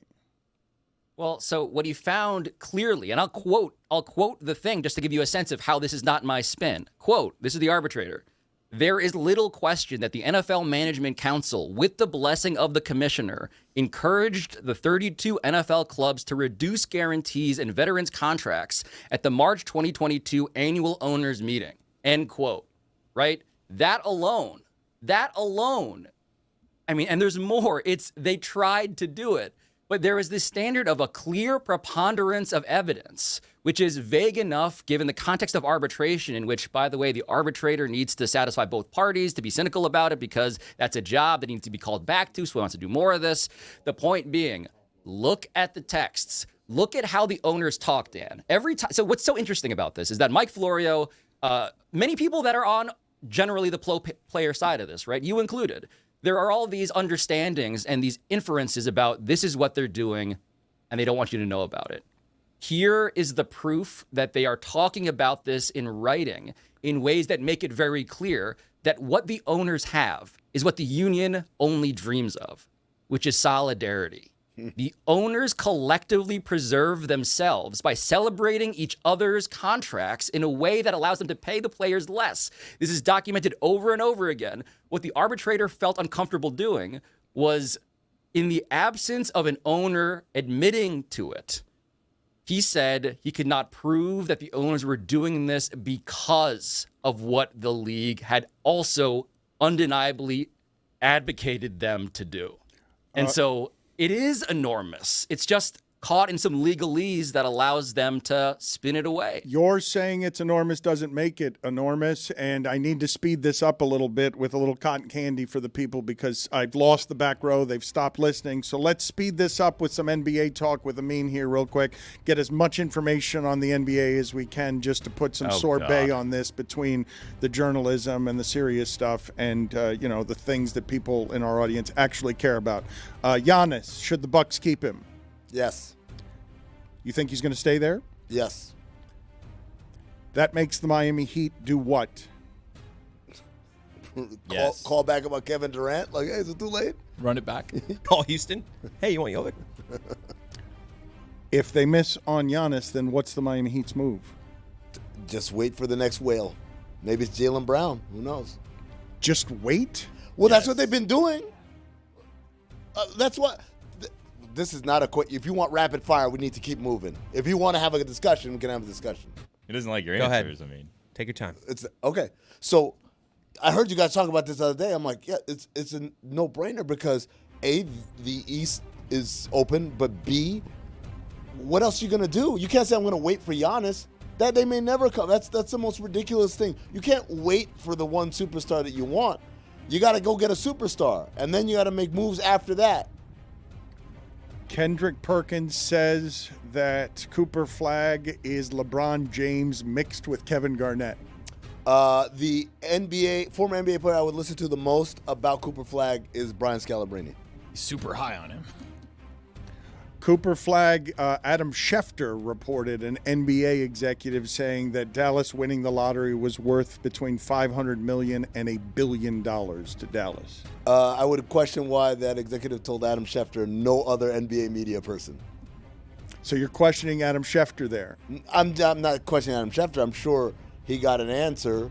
I'm just questioning why that guy decided to give that answer to Adam Schefter. How much better is Houston? A lot. Do you expect OKC to repeat? No. What is Boston next year? A good team, middle of the road team in the East.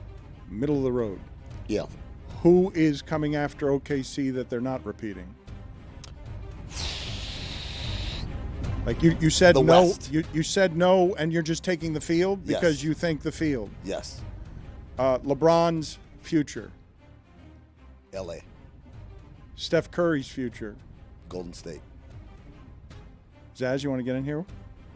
You look like you're just dancing, and you look like you're ready. I'm enjoying the pace here. That's all. It has sped up because should I go back to journalism and Pablo's, or should we play another round of this? I like this. Luka can opt out. I mean, come on. He could go after this Luka. Isn't. What are we, guys? What are we doing? What are we doing? I have texts in here in which J.C. Treader, the head of the NFLPA, is calling Russell Wilson a wuss. He is blaming him for the lack of guarantees in the NFL, which is to say we have a scandal in the union that explains why maybe the billionaire owners won this case. All of that's in here. The roadmap for every scandal you want. 15 different stories are in this. And we're getting, is that a, what, where'd you get that wig, Zach? Yo, what did I do to deserve you hurling insults? It's Stugotz. Hold on a second. Hold Look at on. young Stugotz. Hold Major on. penalty, 5 minutes, screwing comedy. Hold on. Pablo. Why can't I just be confident? Oh, God. What is that? That's young Stugotz. What was that? Wussel Wilson. Major penalty, 5 minutes, screwing comedy. I'm sorry.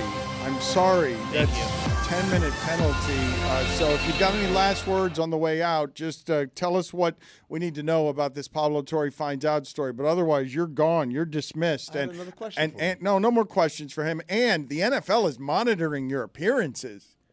Like what is I'm just that? saying, What a segment. everybody is trying to figure out how I got this document because that's how much it means to them.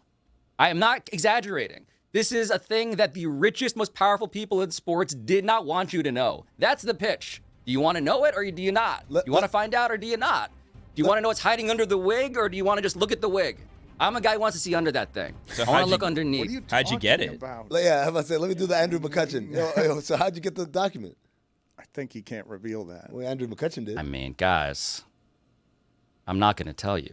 Okay. Unless you pop an even larger bottle of champagne. All right. In which case I might consider it. Pablo Torre finds out all the dirty details of power that these guys aren't interested in because they just want what are the transactions? What's the NBA draft going to be like? What's Ace Bailey doing? Yes. What is he doing? It's the biggest question of the night. I kind of feel like he's got a secret plan. Yeah. I heard Ace Bailey changed agents, by the way. I heard he changed agents recently. Why are It you was still sort of an here? overblown story. How is he here? Oh, you didn't want more reporting? Sorry, thought- let me I go thought- back to the boondock.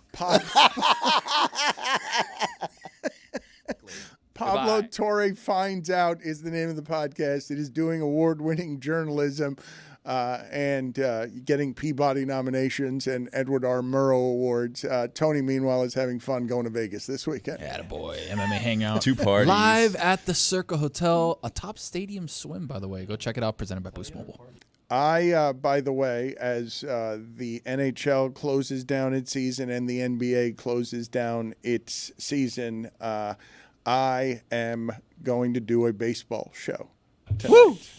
Yes, with Jacob Lopez versus Jack Flaherty. with Tim Kirkshin. Billy, I would love if you would like to participate. We would love Yeah, to Billy, have- come hang out with Invite us. right now. I mean, geez. Come hang out with us. Be really fun. I'm just saying, we haven't talked Marlins baseball at all this year. I did delight in seeing the other day that they have an actual pitcher whose last name is Junk, which was I was thinking about picking him up in fantasy, to be honest. It's been really good. You thought about picking up Junk? I shouldn't have told people. I tipped my hand now. Fantasy deadline's right around the corner. It's desperation. time. Jansen Junk. Yeah. It's a good pitcher name. It's not a good name. He throws it's- 6 different pitches. put The it other on guy perfect. named Simpson pitched the other day. He made his MLB debut. He was like the 619th pick in the year that he was there. I mean, baseball's good about having like these people get drafted 1,297 go make their debut. And his story's crazy too because he was added to the roster at the end of 2023, didn't make it into a game, got hurt going into spring training of 24, so he accrued an entire year of MLB service time without ever having played, then started the year at AAA, and now made his major league debut. Oh, yeah, Marlins. Minor penalty, 2 minutes, rambling. Having enthusiasm about sports. And his name is Junk. That's all we needed. No, that was Simpson. That was another guy. Save that for tonight, whatever Yeah. you guys are doing over there. Chalk nails a Have board or fun something. tonight. Billy, you are welcome to be there tonight. Everyone is invited. Amin is threatening for an NBA draft party to break out. The Pablo Torre story. I really do want to ask Blow you story. guys. I want to ask you guys this question. These stories are very difficult to get made, to vet, to get past lawyers. They're usually not worth the time. You don't want to fight the NFL. You certainly don't want to welcome what the NFL will bring if it is furious about something. And so they're hard to do, and nobody wants to do them. And if you do them, and the league has so many league partners that the story doesn't get out there, I don't know. That feels kind of just feels kind of to have someone do the work that is the hardest work to do that everyone would prefer you just not do. even though it's like, oh, look, the owners are doing things to the court. Even the quarterbacks are just employees. They're just people you could joke about by text. Hey, I got a little less on Kyler Murray over here. You're going to be able to get Justin Herbert cheap. And it's just, I don't know. That seems like a story that should catch fire. It feels like, I don't know how you do it because I've got to get people interested in the minutia. But what I was asking you at the beginning of the show, I thought you guys liked the dirt. Like, I thought you liked the dirty things that the rich people don't want you to see. The most interesting thing I learned is that Michael Bidwell calls Dean Spano, Dino. Hey, Dino, I mean, how about that? Exactly what you imagined, right? Hey, Dino, I got Kyler Murray cheap, baby. Discount bid. Plays video games a lot.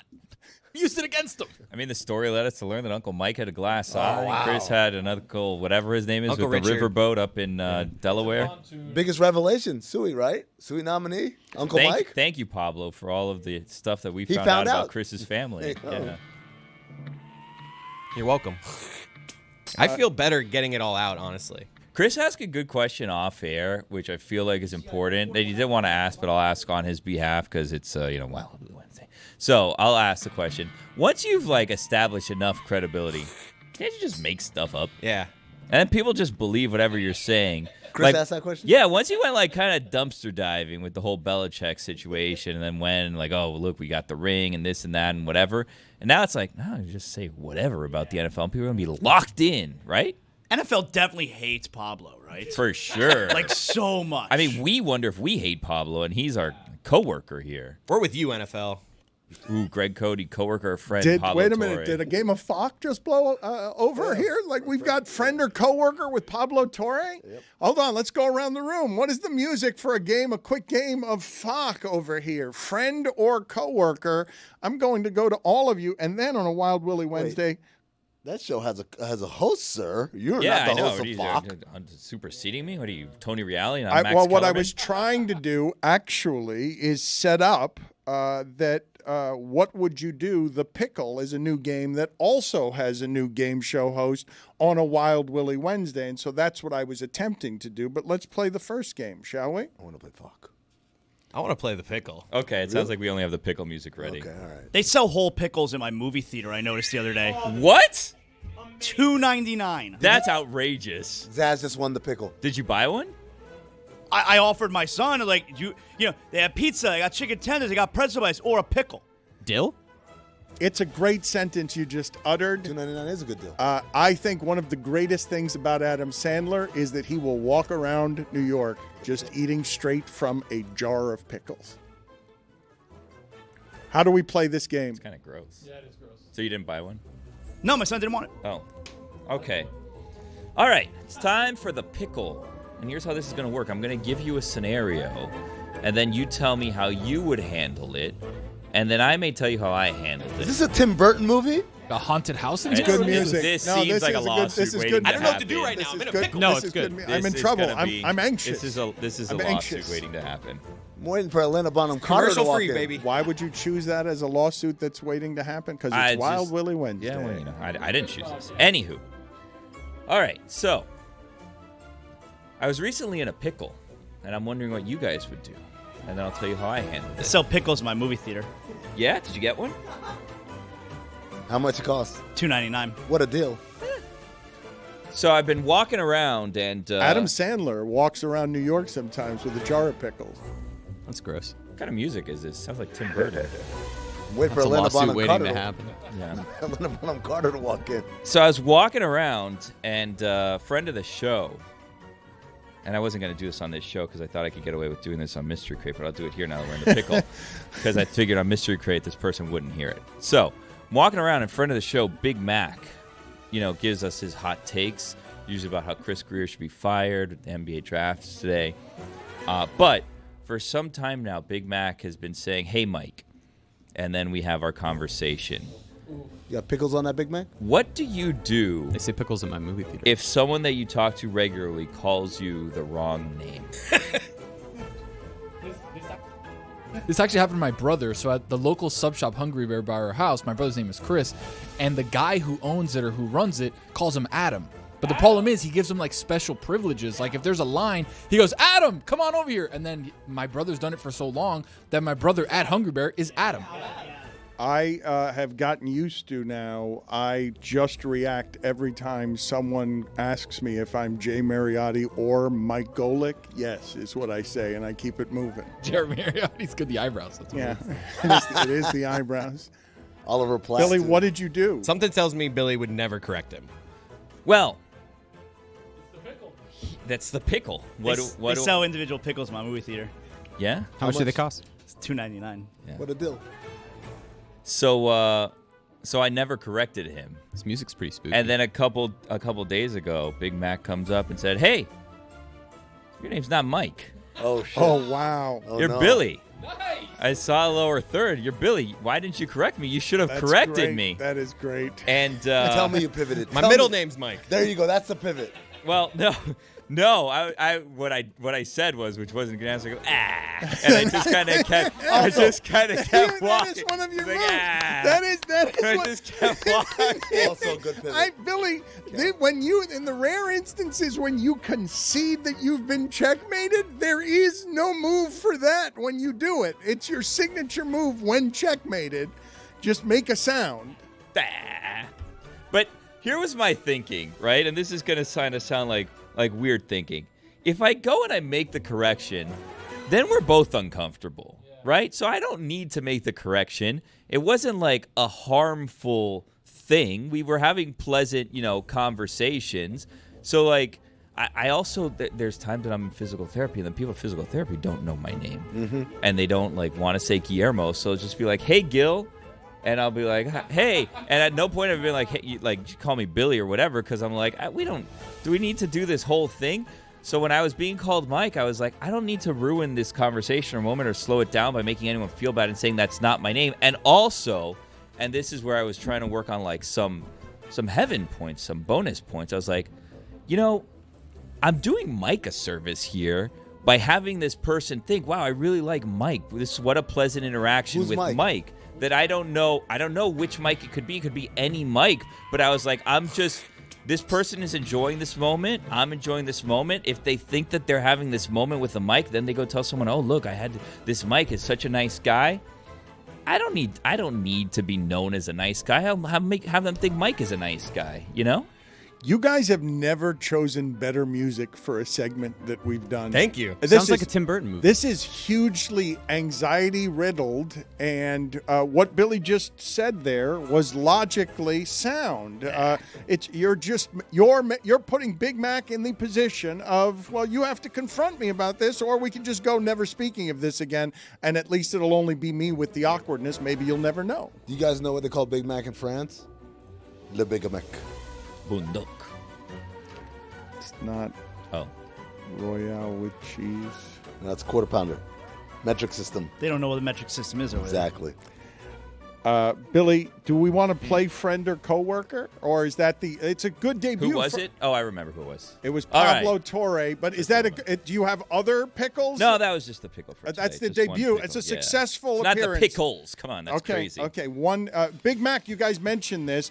He has not yet become a character on our show, but he's from another time. He wears a bit of a top hat.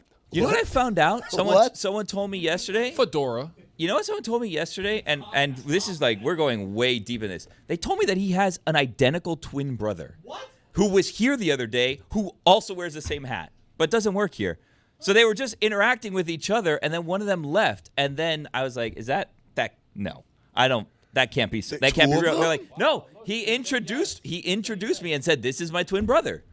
He is what a fascinating man. He is a wonderfully affable man, but I saw his dark side the other day because he's the gatekeeper here for the Elser Hotel. And when I say from another time, and it might not be a top hat, I think someone said it's a fedora, but it's not a top hat. But I don't think it's a fedora either. The top hat is Mr. Monopoly. I know it's not an Abe Lincoln hat. Is it called a bowler? Is that what they're called? Maybe it's a bowler. I think it might be. A He's bowler. the man, so I don't know if you're going to disparage him here, but I would speak out against Is that. it a Bear Bryant hat? I'm not going to. No. Just not houndstooth, but like the style. You've never of seen him? No, Is I've it a seen him. Breaking Bad hat? What do they call that? A meat something? Like Roy. It's like Roy's hat. Pork pie. That's what it's called. I think I'm going to say it's a bowler is what I'm going to say, but it's a squarer hat than I'm used to seeing. It's a little bit taller, but it doesn't rise to the level of top hat. And so I don't know exactly, but you guys are really grilling me, and I'm beginning to feel interrogated. Yeah. The thing that I wanted to say about Big Mac when I say I saw his dark side, because he is a wonderfully affable man. He just gives us sunshine every day when we come here as the gatekeeper. But somebody tried to get into that garage the other day who wasn't supposed to, and he was in their window. I saw you looking in here. And that person sped out backwards, scared, because they were planning to try and get in our garage. I have Big Mac talking about the Panthers that we haven't aired yet. Please, Would love to hear that. Please. Big Mac's take of the day.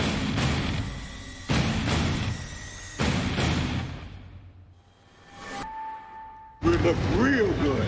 Back to back to back, 3 in a row, and then they won the last 2. Hockey Town? That man, come on. And the Tampa, what's the name? The Lightning. Lightning. Florida. Yeah, Hockey Florida. State. Leave us alone now. Big Mac's take of the day. All right, this segment's not getting off the ground. He's right. Leave us alone now. No, Everyone knows when you win back-to-back cups, you gotta leave us alone. the audio's not any good on that. You can hear Chris walking away in the audio. We're also He's like, oh, you still got more? I'm telling you, Oh, Big okay. Mac is better when he doesn't know you're recording. Chris, but you've that been also- working that's on this a for crime. months. The Chris. few That's a crime. times I walk up to him and put the phone in his face, he's Two-party not state. good. That's a crime. Just ask for We- full-time consent. We Hey, have I can a record you picture whenever we of talk. Big I Mac's did. That's what I twin have. right here. We have a picture of Big Mac's twin. Chris, the segment's not going anywhere. The segment is the segment is dying. I think it's crushing. What have you just put on the air? What is this? What is this? Big Mac is black? That is Big Mac's twin, apparently. That's the. He sent us this text. That's both of them at a Heat game. Oh my Apparently. God! That was sent to us from Big Mac. His twin looks just like UD. Is that Drew Brees? That does look like Drew Brees there. Drew Brees. We will dork out on baseball 6 p.m. tonight on the YouTube channel. Tim Kirkshin and Friends is what we'll call it, an evening with Tim Kirkshin, where someone will talk to me about Chase Burns striking out the first 5 Yankees that he faced yesterday and will care about it, unlike the people in this room, none of whom care about any baseball topic. Billy, I'd love to have you tonight. Do you care about Chase Burns? I don't know whether you do. You know do? me, CB, big guy. Big CB guy. Can I talk about, can I break the fourth wall of something I've been concerned about? You're good. So baseball's leaving ESPN at the end of the year. They're not going to have baseball anymore. Mm-hmm. I've been worried about Tim. Are they still going to cover baseball as often? Or because you would assume if they lose the sport, what is the baseball coverage going to look like at ESPN? He'll be the last one there. I'm not totally informed on this, but I've heard enough of the sporting class with Sampson and Skipper to feel like the Manfred and baseball don't have much use for how it is that ESPN cares about baseball. And Tim Kirkshin's one of the few people still there fighting to care about baseball. Is that not obvious to everyone that baseball has shrunk to a very small size on ESPN? Yeah, but that doesn't answer. But they still have. But Tim good? I'm worried about They it. have analysts for sports that they don't have rights to. I mean, doesn't it feel like he'll be Barry Melrose all those Exactly. years before, in between the NHL? There forever, going just back? there for as long as he'd like to be. Bring him out to sports centers when the World Series is going on. I thought that of Peter Gammons. Why'd you say that way? Because then Peter Gammons was just off of ESPN. Oh, one he time left on on MLB his own Network. volition. Well, that's what you always say. Billy, would you like to partake in Tim Kirkshin night tonight? An evening You're really with Tim pressing, Kirkshin? huh, for like a commitment here. Not really, just asking if you'd like to be a part of it. We'll find out at 6 o'clock. Yeah, together. what time? It starts at 6? Starts at 6. Yeah. What time is it It's until? all right. It doesn't matter. No, because It I'm doesn't. It's I'm okay. telling you as you know we were discussing. 6 is really bad parent time at this age. It's feeding time, bath time. So I can hop on We'll at be on some for a few point. hours. That's what I think. I think later arriving. Man, you better get that Probably. parent thing on lock like me. I can't, dude. I was telling Jeremy before. I was like, I don't know the age of your children. You have multiple children. I don't know. how old they are. 13 They're and 16. teenagers, and he's got it on lock. Got them on Yeah, lock. I told Jeremy, once you get to like 10 and 8, you're good. I feel like then you've experienced everything. You're done parenting. Yeah, you don't definitely need to do can't any ruin more. your kids past that age. Nah, for sure. you've Yeah, by that definitely point you have it on lock. by 10 and 8. I want to stop all you guys for a second because I want to talk to Jessica about a couple of different things, but I also want to tell everybody that Zaslow again has to leave early today because this man right here, featured earlier in the show doing this in the streets of Miami, will anchor ESPN Radio's NBA draft coverage tonight. Jess's face reaction to that yes, photo. that is Zaslow. What? You got something to say? Looks like you're shooting a T-shirt cannon. It is. Is that what it is? It is the first time Zaz has ever opened champagne, and he was bragging about it, even though he shook it poorly. Yeah, and can I tell you something? Oklahoma City Thunder players, you can't figure out how to pop open that cork? Idiots. Zaslow showed you. It's the first time he's ever done it, clearly, from looking at him. But he will anchor ESPN Radio's NBA draft coverage tonight. I wanted to ask Jessica and the rest of you, though, before we just skip past the rest of this story involving the Arizona Diamondbacks' second baseman, Khalil. Oh, my God. I'm blanking Ketel on his name. Marte. I'm sorry. Yes, Marte. They almost Thank made him you. Khalil Ware. Yeah, that was what was happening. I got confused. Thank you. Is that home or on the road? He was sobbing during the game, and the game was interrupted while a fan heckled him about his late mother who passed in a car accident in 2017. I am reading that the White Sox have banned that fan, but I don't know what ban means. That's not a lifetime ban. Until he dies. And I do wonder what the penalty for something like that should be. I mean, you think the guy who's checking the tickets, I'm sorry, Jess, like, do you think the guy, Jess, who's checking the tickets got, like, a photo of this guy? Hey, keep this guy out. I do think they use, like, some stadiums use, like, facial recognition technology They now. say that. Or they don't let you buy tickets. I don't know. Like, they block you from buying the ticket. I don't know exactly how they do the ban, but I do think that one of the punishments when someone does something like this should be that the people in your section get to heckle you out of the stadium, like Steve Bartman style. Like, I wish that we still lived in a society where if I'm sitting next to a guy and they say something really shitty to a player, I can, like, boo in their face and scream at them until they leave. Well, they have that code that you got to text, right? Text 60555. Unruly fans. Yeah, and then it's kind of like That's not good silence. enough. You guys ever send a text? You ever text it? Never. I did one time when someone in my section was room for the other team, and I text so-and-so room for other team. Really? Did they kick the person out? Wait, was this Mike Ryan at a in the Golden Canes box at a Miami You're game? allowed. That sounds like You're allowed. something Why would you do. Why would you tell on somebody rooting for the other team? To me, I was unruly. Yeah.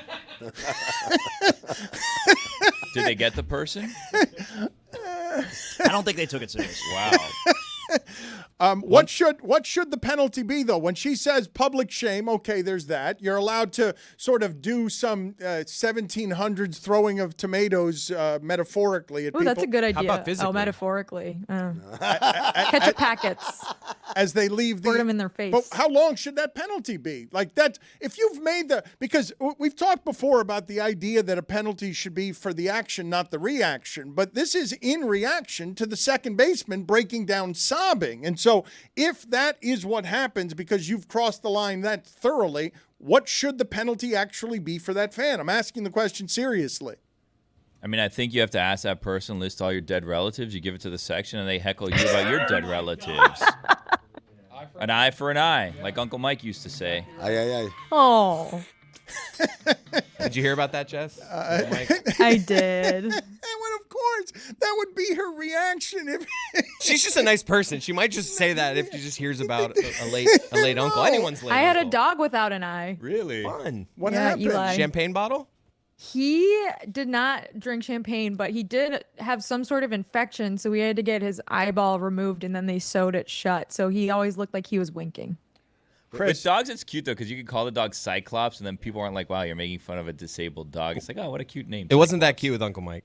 Hold on for a second. We got to ask this question. You said the dog's name is Eli? Yeah. Was his name Eli before he lost an eye? Yes, he was a rescue. We didn't name him. I think he might have been named after Eli Manning. Crazy coincidence that is. Book of Eli. Book of Eli, yeah. 2 eyes didn't work there. Did you just say fun, Chris, when she said the dog had a glass eye? Was fun what you said? Wait, no, the dog did not have a glass eye. Peter Falk had a glass eye, Dan. Really? You know, Columbo, yes, famously glass Columbo. eye. The dog just didn't have an eye. There is something endearing and I would say fun. You see a dog with a little deformity, it's like, oh, that's so adorable. Yeah. What is a really cute Thank you. sweetheart. You see a dog Great dog. hopping with 3 legs, I'm like, that is an adorable Yeah, thing you call right it there. tripod. That is so a dog adorable. with 2 legs. You call I'm it not trying to wheels. get one of those dogs. Yeah. Would you return They it? love you just the same as dogs with 2 eyes and 4 legs. Yes. Did you say, would I return it? Yeah, like if you adopted a dog and all of a sudden you lost a leg, you go and say, I don't Dan know seems this like he one. would. Return it? Is there a receipt? I think you're right. There's definitely a receipt, right? On like in the first 30 days, if it doesn't work out. Like, I don't think that people generally look at the specific deformity of 3 legs and say, "Oh, adorable," as opposed to that's a difficult way to go through life.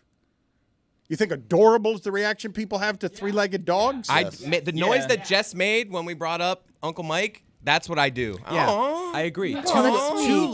Two legs. Now I'm thinking about how difficult it might be. That's But a 3 lot. legs, Oh, you that's just pretty haven't- cute. Really? No, 2 legs, you got wheels. Yeah. Well, it depends on the 2, I suppose. Yeah. Also, like, guys, wheels? We got to stop making light of this Front wheel situation. drive. This Front-wheel isn't drive. funny. These are things that happen to people. Peter Falk lost his eye to cancer as a child. Like, I don't know what these jokes are all about. We're no better than that person that was at the game picking up Thank you, Ketel Billy. Marte. I believe that Jessica's sound wasn't just because Uncle Mike had a glass eye. I believe that awe was also because he couldn't find one that was the color of the other eye. No, the awe was because you were all making fun of Uncle Mike, and now I feel bad because he, God rest his soul, is being talked about and made fun of on a radio show years after passing. Shout out to Uncle Mike. Now, really Uncle crazy- Richard, crazy- devil praise his soul. Coincidence here is that my dad is named Eli, and he also almost lost his eye when he was in the 9th grade at Miami Beach High School. Someone there was a substitute Champagne? teacher, and someone threw one of the, like the dry erase or the chalkboard erasers. Yeah. Someone threw it across the classroom, and it literally flew all the way and hit him in the corner of the eye, and he had to go get surgery immediately. Classic hijinks. Terrible reaction time from your dad. Awful, right? He just didn't even know it was coming, and then all of a sudden, there it was. I wanted to talk to Pablo about this, and I failed, but the mayor of New York thing was a little bit surprising in that Cuomo has the family name that he is now disgraced, and Cuomo had all of the fundraising advantages, the incumbent advantages, every advantage you can have, and got swamped, got totally crushed, and I don't know if people saw that coming, but did you see it coming, Jessica? No, because as recently as like a week ago, I think Cuomo was still polling ahead of the 2nd place candidate. This is just for the Democratic primary, which was yesterday in New York City. The election is in November, but normally the Democratic primary winner wins the election because New York tends to vote Democrat for mayor. But Eric Adams is obviously still in office and decided he's going to run as an independent now after he was indicted. So the race was sort of wide open on the Democratic side. And yeah, Zoran Mamdani, who is an assemblyman, sort of came from behind in this race. He was polling really low at the beginning of the year. And then turns out if you run a campaign based on a vision for the future of New York and getting young people mobilized about a city that they may actually want to live in versus fear-mongering and just sort of presenting the same tired ideas of, the New York City that Cuomo was running to lead, then yeah, I guess people get mobilized and they want to vote for the young, hot, exciting candidate. Cuomo had all the institutional endorsements. He had the polling lead, and to get swamped. He also had a bunch of scandals. Yes. I mean, and it should be disqualifying. I mean, I read a really great op-ed in The Guardian about how Cuomo is just basically the Democratic version of Donald Trump running for mayor amid sexual harassment scandals. He resigned in disgrace. He lied about nursing home numbers during COVID. And the death toll. And that he didn't apologize for any of this during his campaign. He was just like, yeah, I'm going to be the mayor.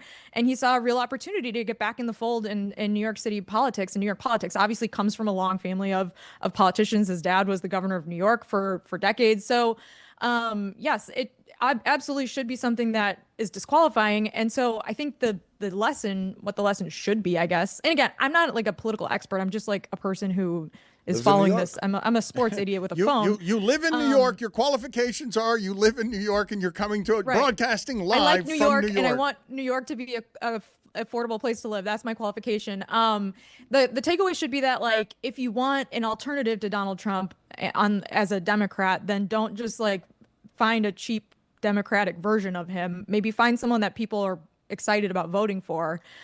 So yeah, when the establishment was all backing Cuomo, it seemed like it would be tough to overcome that, but people were really excited to vote for someone new. And so, yeah, Mamdani won the primary and Cuomo succeeded, or appears to have won the primary. It's ranked choice, so they're still counting votes, obviously, but Cuomo conceded on at 10 o'clock on Tuesday night while I was watching the Fever Storm game. But Jessica, you brought up the most important point, which is he didn't concede as in, man, you got it. Wow, you really ran a great campaign. It's like, I want to be a Democrat anyway, is basically how he conceded. Yeah, he might still run as an independent. He's sort of left the door open, and it's very, but again, like it should be the kind of thing where Democrats want to claim like you have the moral superiority and high ground compared to what the Republicans have been doing in elections for the last decade.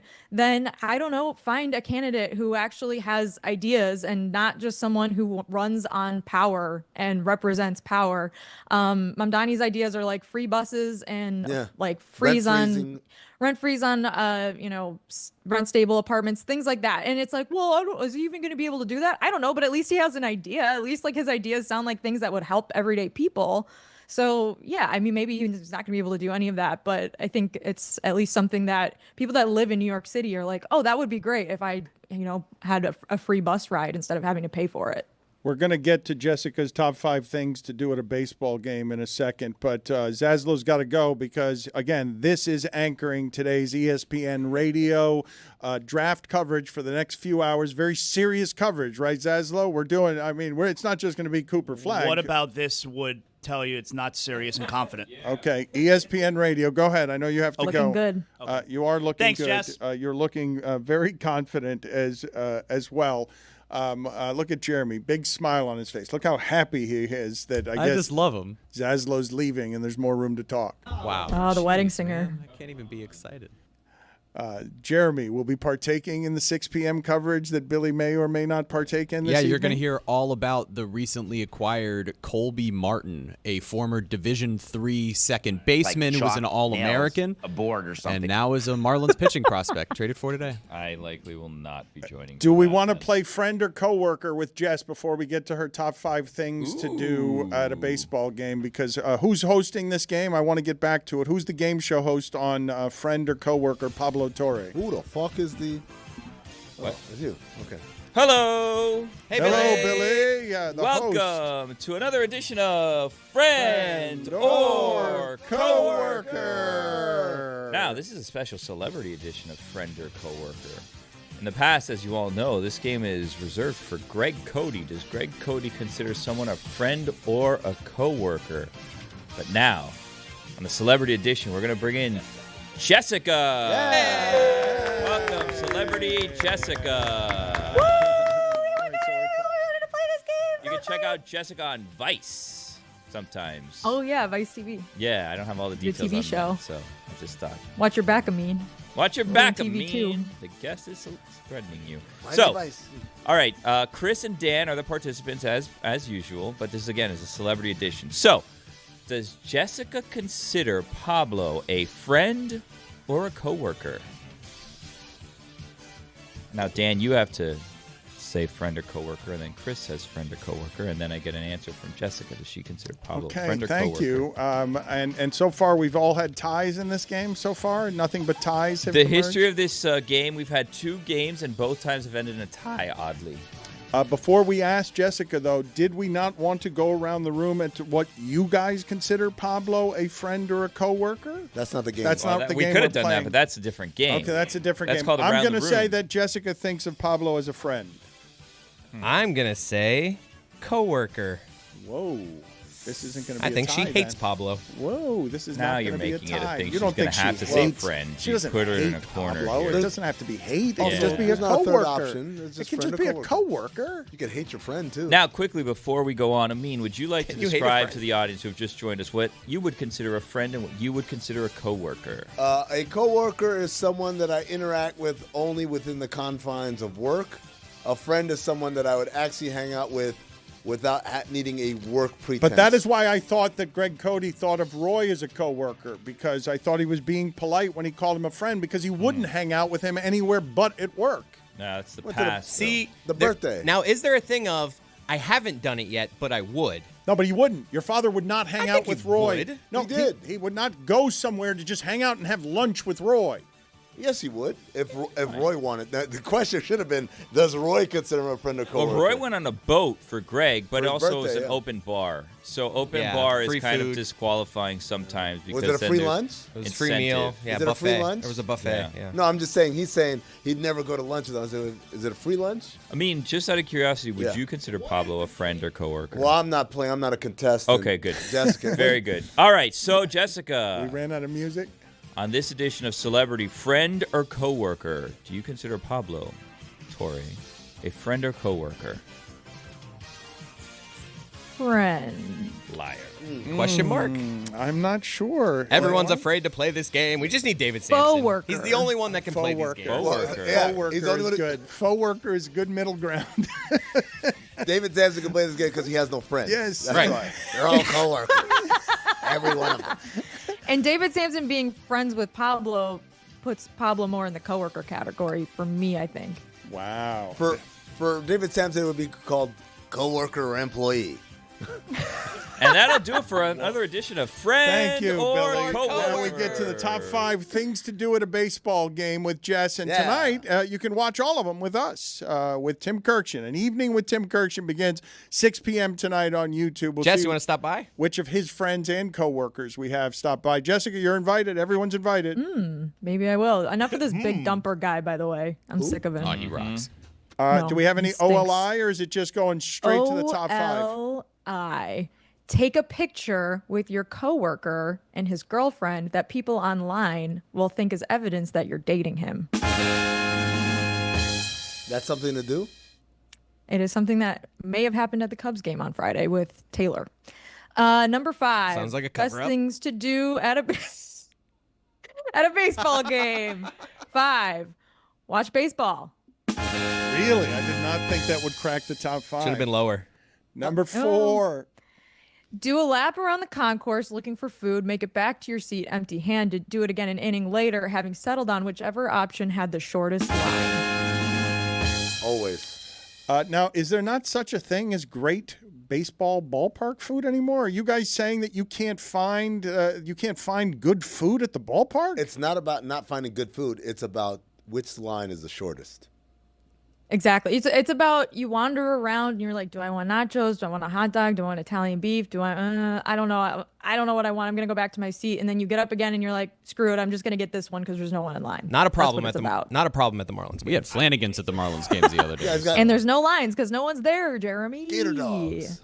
I thought, though, that if you're choosing to go to the ballpark and the ballpark food experience is good, no line would suggest I don't want to be eating that food. There's good food. That's the reason there are lines for it. It's the worst ballpark food you're saying is worth eating, even if you're there for part of the culinary experience. I mean, I don't know if anyone that goes to Cubs games is there for the culinary experience. You and for that's sure where- don't say it that way. If you are, just say I want a hot dog and some popcorn. I'm here for the culinary experience. Here's my ticket. I believe, and I may have this wrong, but I don't think I'm among baseball fans. Now, Wrigley Field, maybe it's been modernized. It did not have good food. I'm going to say half the ballparks in America, people are there, at least in part, because the food's really good. It's not okay. It's really good. Wait a second. Time out. Half the people are going to baseball games. Hey, where you going? Baseball game. Who's playing? Don't know. Just go for the I'm saying culinary. half the ballparks. I'm guessing that 10 to 14 of the ballparks are ballparks that people enjoy eating there. I'm going to say San Francisco's one of them. I think you have this wrong. I think it's not that they're there to eat at them. I think it's like this is a special treat that I associate with being at the ball game. Yeah. Like I'm not going to the game to get a big hot dog, but like when I'm there, I am also entertained by the big hot dog. Like 50% of the people at Marlins games didn't have the conversation before. So Prime 112 or center field Marlin concession stand tonight. Marlins is a Well, bad yeah, all example. four of They've them gone cheap don't on know each food. other. The Marlins have gone cheap on food. Not true. I know what he's talking about. I've been to Oracle where the Giants play. They do have great food for a ballpark. What I'm saying to you is there is not a soul in that park who's there for the food. They're there for the game, and now that they're a game, let's have some good food. But they're not there for the food. They could have just gone to a Number restaurant. 3. Number 3, start filling out a scorecard and then give up by the 3rd inning. You guys do that? Really? Never. They still have that in the program? That Number, option? yeah. Number 2. Number 2, saying take me out to the ball game. You guys singers? Do you guys sing it? Then I will. What do you think? Root for, and then you scream, Cubby. Wrigley Field does it better than most. I'd say better than all. Number 1. I would also say that. The number 1 thing to do at a baseball game, get a buzz on, go to the team store. Oh my God. The time of your life. Saw that on her Instagram story. Everything looks cute when you're a little buzzed at the Cubs game. Jessica, thank you. Except Taylor. Why are people so weird about that? Put it on the Nice poll cover up. at Le Batard Show. Put it on the poll. Do you like to get buzzed at the merch store? Also, notice you called Taylor a coworker, not a friend. True. Once again. What's that about? Trying to throw you off the scent. David Sampson, friend or coworker? Thank you, Foe. Jessica. I thought we were done playing that game. Faux worker, ladies and gentlemen. No, you just labeled him a foe. Just foe. That concludes Fuck. Fuck. Bye. You, David Sampson, is what it Bye, feels Jess. like that game has become. I mean, before we get to Oddball and the serious draft coverage that you and Izzy are about to provide, what is funny about the draft tonight? What's funny is Ace Bailey. What he's doing, I don't know what he's doing, but I kind of feel like it's genius, whatever it is. He went from the number 3 pick to, like, who knows where he's going to go now. Like, you can't draft him. He didn't work out for anybody. What do we do? Oddball breaks it down better than that next. Hey, guys. NBA draft is today, right? Interested? You excited for that, Izzy? An NBA draft? You know when I get excited for the NBA draft? On NBA draft day. Well, today's NBA draft day. So, yes, I'm excited. Get excited. And, Sean Sharani went on Pat McAfee show almost a month ago, and he predicted that this is going to be the craziest offseason ever. The team executives have been anticipating this, and everybody's so excited. Now, obviously, a lot has happened since May 27th, Izzy. Mm-hmm. We have a new champion. Our runner-up lost their key contributor, and there have been a couple of big deals that have happened, right, with Kevin Durant and Desmond Bane in the offseason. And Pat Connaughton picked up his option. Let's not forget that one. Right, so, huge. Izzy, what we decided to do is that the producers have devised this grid. It's a draft grid, right? Where it's a gradient to preview which teams are going to be the big players tonight. So, left to right on the x-axis, we have inactive, meaning they're just going to take their pick and use it, and that's it, versus very active, meaning, hey, wheeling and dealing. And then on the y-axis, we have care a lot, like, oh, yeah, like this is going to be something that makes people start talking to. Nobody gives a shit. Don't care, all the way at the bottom. So, Sacramento Kings neighborhood. Well, let's see. We'll see. Where we go. Let's see what teams they have first. So first up, we have the Dallas Mavericks. They have the number 1 overall pick. It's all reports that it's going to be Cooper Flag. Is that? I mean, to me, that means they're inactive, right? Like they're just going to be. This is the whole difficulty with the Dallas Mavericks is what do they believe? Like, where do they believe they are in their pursuit of a championship? Are they on a big pause because of the Kyrie Irving injury?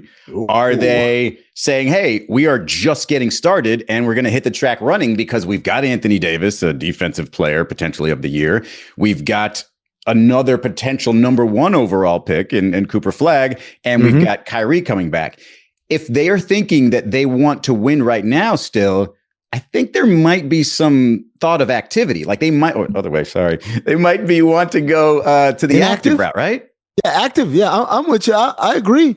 I think, but look, one of the names that have been attached to them because of the Kyrie injury is Chris Paul. Chris Paul, who's probably going to be the odd man out in San Antonio now that when Wemby comes back healthy, you got De'Aaron Fox, and you kind of don't need Chris Paul anymore. Meanwhile, Dallas is like, yeah, we could use a guy like that for maybe the whole season, maybe just most of the season, depending on when Kyrie Irving returns. So if I'm the Dallas Mavericks, I'm going to be active. It may not be around my pick. The pick's still going to be Cooper Flag, but yeah, right around there is good. Okay, Now, so I like that. Active, just not around the pick. So you can still somehow, by having a Phil stopgap in Chris Paul, still sort of nurture the young Cooper Flag and let him be a part of what could be a championship run start right off the bat. yeah, I think this is a case where he's an understudy. They're going to try and compete for a championship, and he's around to learn good habits from good vets. And then one day, kid, the keys are yours. This whole kingdom is yours, but not quite yet. And there's another conversation for another day of, is that the best way to develop someone?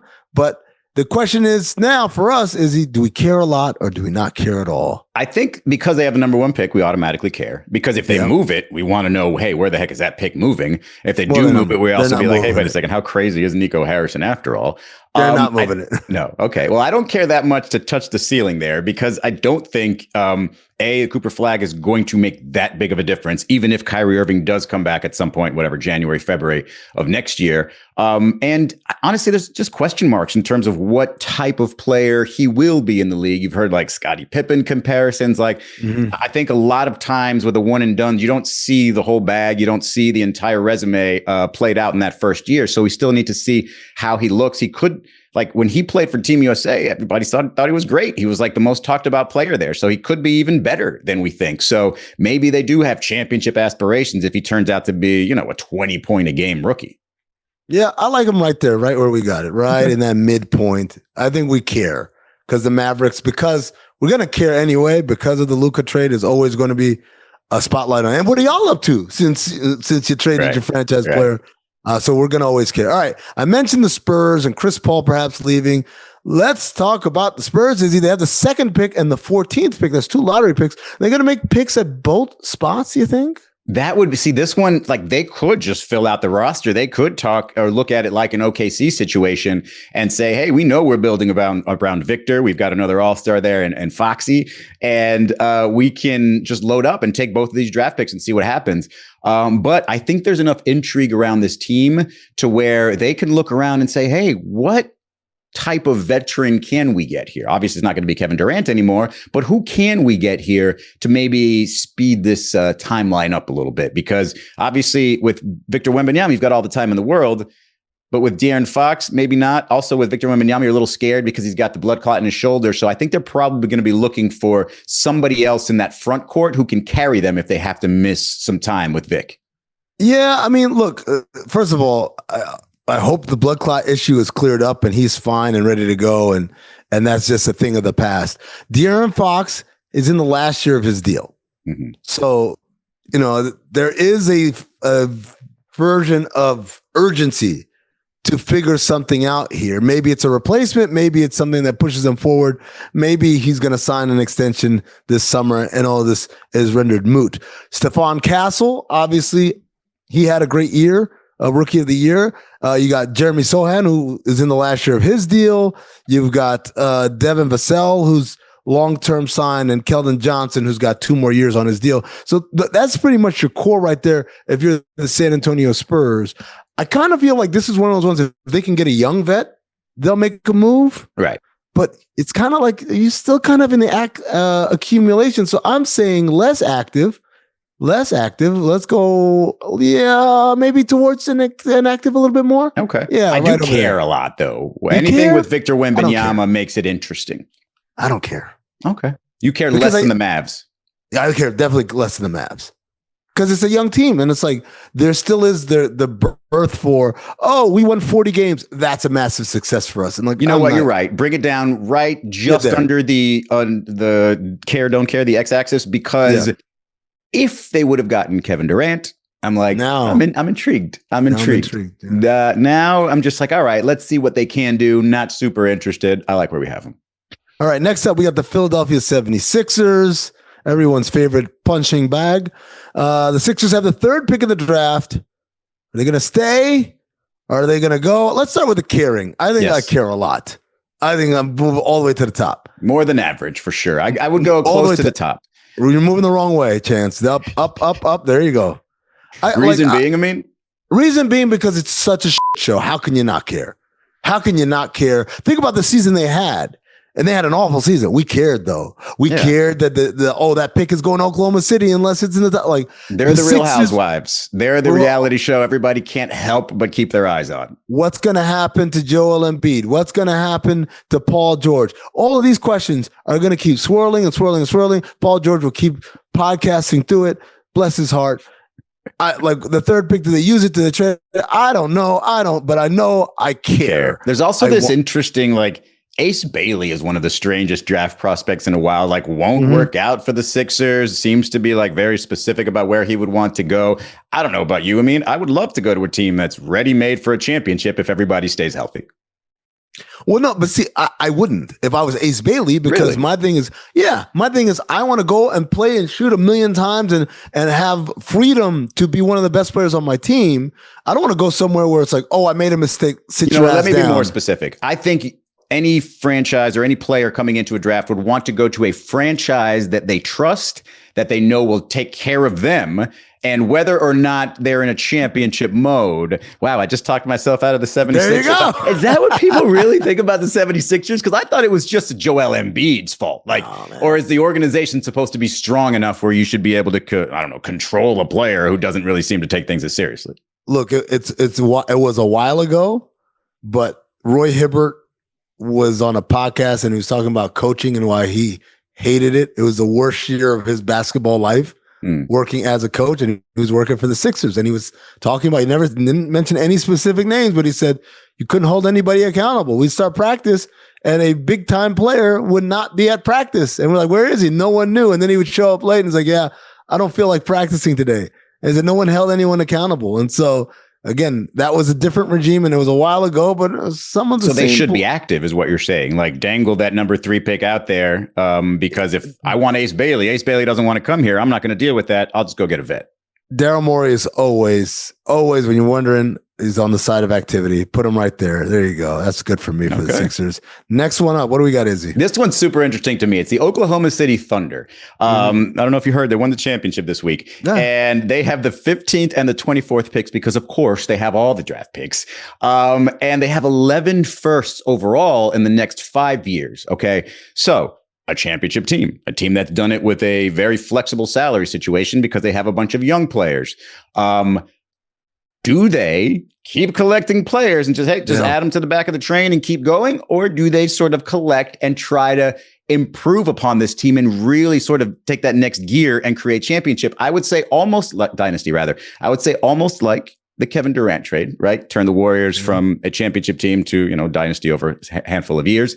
Right. Do the Thunder try to package this and maybe a Chet Holmgren and say, hey, Giannis, come on over here, make us a dynasty, or anybody else out there, even a Joel Embiid, somebody else to sort of upgrade in a way that nobody saw coming?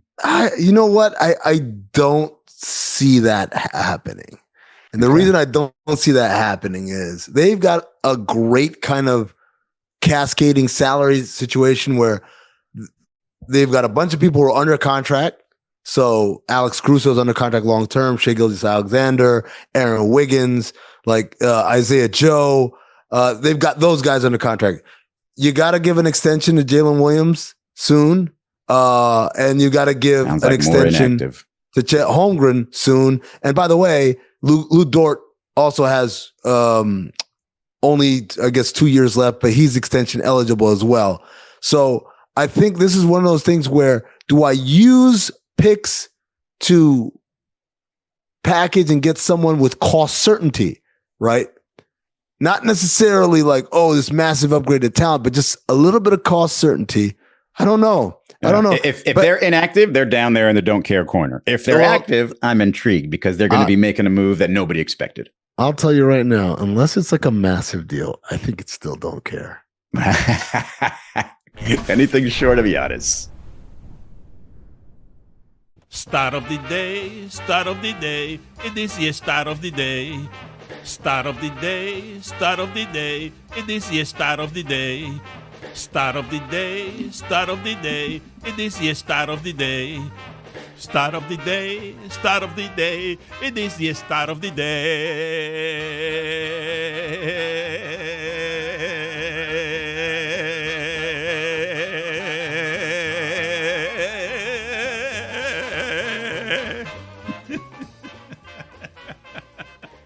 Stat of the day presented by Miller Lite. So someone grouped all of the teams in the what are constantly referred to as the 4 major sports in America. So Major League Baseball, NBA, NFL, NHL. And grouped them by playoff winning percentage. All time. All time. In the history of their sport. Got to be some heavy hitters up here. In the NFL, it's the New England Patriots. Brady. In the NBA, it's the Los Angeles Lakers. Sure. Expected. In the NHL, the Edmonton Oilers. Huh. Mm-hmm. And in Major League Baseball, it's your Miami Marlins. No way. Greatest playoff winning percentage of all time. That's what happens when you make the playoffs 3 times. 4 times. Oh, was it 4? 4 times total. Okay, 2020 and 2023, but they only played 3 games each. Yeah. And then the other 2 times they They made won it, World they Series. won the World Series. Wow. How That's about that? that's ridiculous. Number 2 is the Yankees. We welcome in Julian Juju Gotti. What's up, Juju? First of all, I want to ask you, we didn't get any time on the show about this, but me and Tony are on to this Ace Bailey thing. What are your take on Ace Bailey and his draft strategy, Juju? I think basically, you know how the same situation Shador found himself in, man. It's like the old guard wants you to do a certain thing their way, no matter what it is. And if you deviate from that path, they're going to label you now this. They're going to label you this. Oh, undraftable, uncoachable. But it's just the fact that he doesn't want to jump through the same hoops that our ancestors jumped through, or our previous people jumped through. And so they're right. So they're just labeling him that now. But I don't think his draft stock should fall because we saw what the brother can do. He's going to contribute greatly to a team. See, Juju, I have a theory. I didn't get to unleash this on the show, but I'm releasing it now on the universe. Number 1 is obviously Cooper Flag. He's going to Dallas. Number 2, San Antonio. They're probably taking Dylan Harper. Number 3 is Philadelphia. If I'm Ace Bailey, do I want to play in Philadelphia? Mm-mm. Do I want to play behind Embiid and Maxey and Paul George and McCain? No, man. I want my show. So Philadelphia, I don't want to go there. Then the next one is Charlotte. Same thing. LaMelo Ball and Bridges, man. Those guys are doing like what was the kid? Brandon Miller. Brandon Miller. Like, oh no. Yeah. Number 5 is Utah. I definitely don't want to go to Utah. Hell no. Number 6 is Washington. Who I got to beat out? Bilal Coulibaly? I could do that. And then Washington is like a cooler city. It's closer. He's from Tennessee. It's closer to Tennessee. It's close to New York. It's close to Atlanta. It's close to all the cool places. I think he wants to go to Washington, and this is all about him just not wanting to go to the 3 teams that pick ahead of Washington. I like it. I can dig it. Even though Washington is never going to compete for a championship, I'm going to put that on wax. In the history of the earth, Washington will never compete for a championship. Book it. Put it on the scroll. This connects to what Jeremy just said about like the Marlins. This is what happens when you only make the playoffs 4 times or whatever. R.I.P. the Bullets. The Wizards haven't been to the conference finals since they lost in the finals in '79. Like they haven't been they haven't been past the second round since '79. Even with Gil? Even with all of them. Damn. They never made it. They met it. I don't even think Gil made it out of the first round, to be honest with you, because they kept meeting LeBron in the first round and losing. No, it's one of those crazy things. It's like that's why Tony Kornheiser says there's a curse on the curse of Le Boulay. Like they curse. So Juju, I hate to take the thunder out of your prediction, but it's kind of like, yeah, man, that's pretty accurate. Right. Speaking of taking the thunder out, breaking news: the Heat are very interested in Jonathan Kuminga. Guys, what do you think about that? The cum bucket. That's his nickname. I think he said it all. Right. Look, this is the part where I think Miami and Dan tried to get me in like the lightning round about this, and I'm like, this isn't a lightning round topic. If you're Miami, you got to do one of 2 things. Either you got to go take a swing on someone who you think could be great, but no one else really does right now, or you got to go get the established guy who's available. Kevin Durant was available. They hemmed and they hawed. Was it about needing more than what was reported, more picks, whatever? Doesn't matter. All that matters is you deemed it not worthy of going after. So the next best thing I think you do is you look at Jonathan Kuminga. He's a restricted free agent. He probably doesn't want to go back to Golden State. Truth be told, Golden State probably doesn't want him back. They had an opportunity to play him, and they never really did. He doesn't fit the way they play. So if you're Miami, it's like, okay, it'll cost me some money, but if I can acquire him, that's the beginning piece of something. And then try to find out what's next after that, what's next after Jeremy that. wants Markkanen. Yeah, I think Lauri Markkanen would be like a perfect guy for the Heat to go after, but I just don't know what the market looks like, what Utah's actual willingness to trade him would look like. If you could, I don't think you can find a way to get him without literally including like everything that they have on the table, including Kel'el Ware.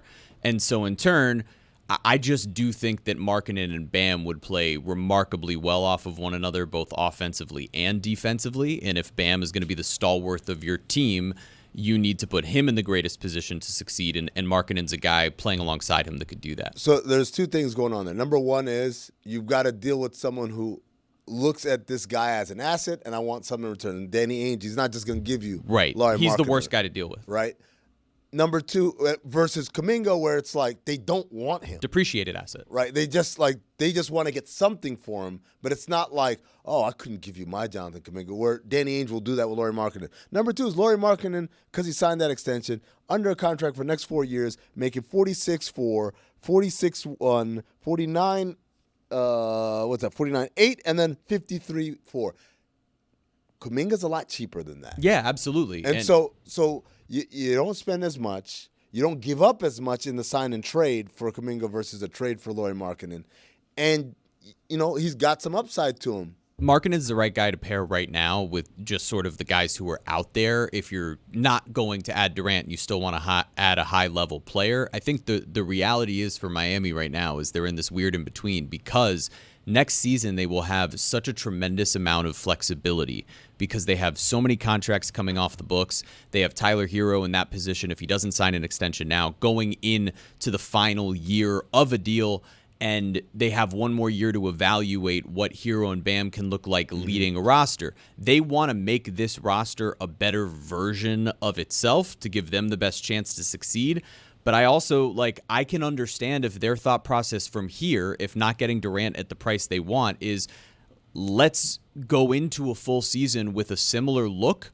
Basically, give the keys to the couple of younger guys and Bam and Tyler and see what we look like come the trade deadline, whether or not guys have built up their value, lowered their value, and sort of evaluate from there because they're in this weird in-between phase. Yeah, see, to me, it's like the cost of getting Kuminga is going to be relative. It's minimal.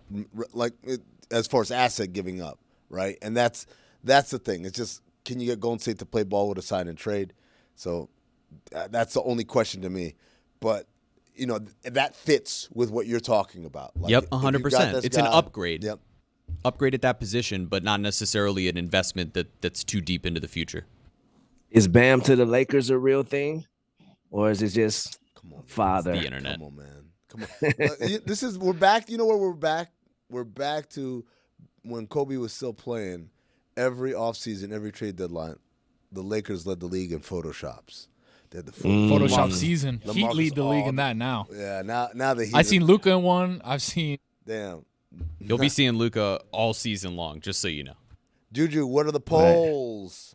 Before we get to the polls, I have to.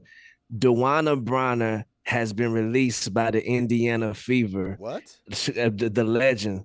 She apparently, reportedly, had a couple of disagreements with how her roster position was being handled. She didn't necessarily agree with it.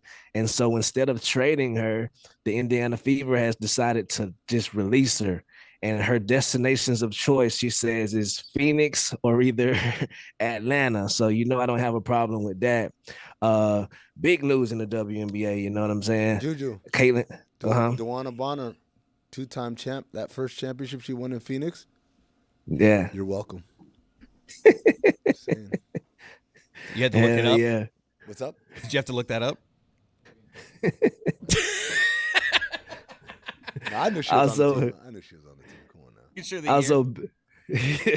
Also, a big night from the Sky. Camila Cardoso, 27 points. Angel Reese, I think she had 18 and 17.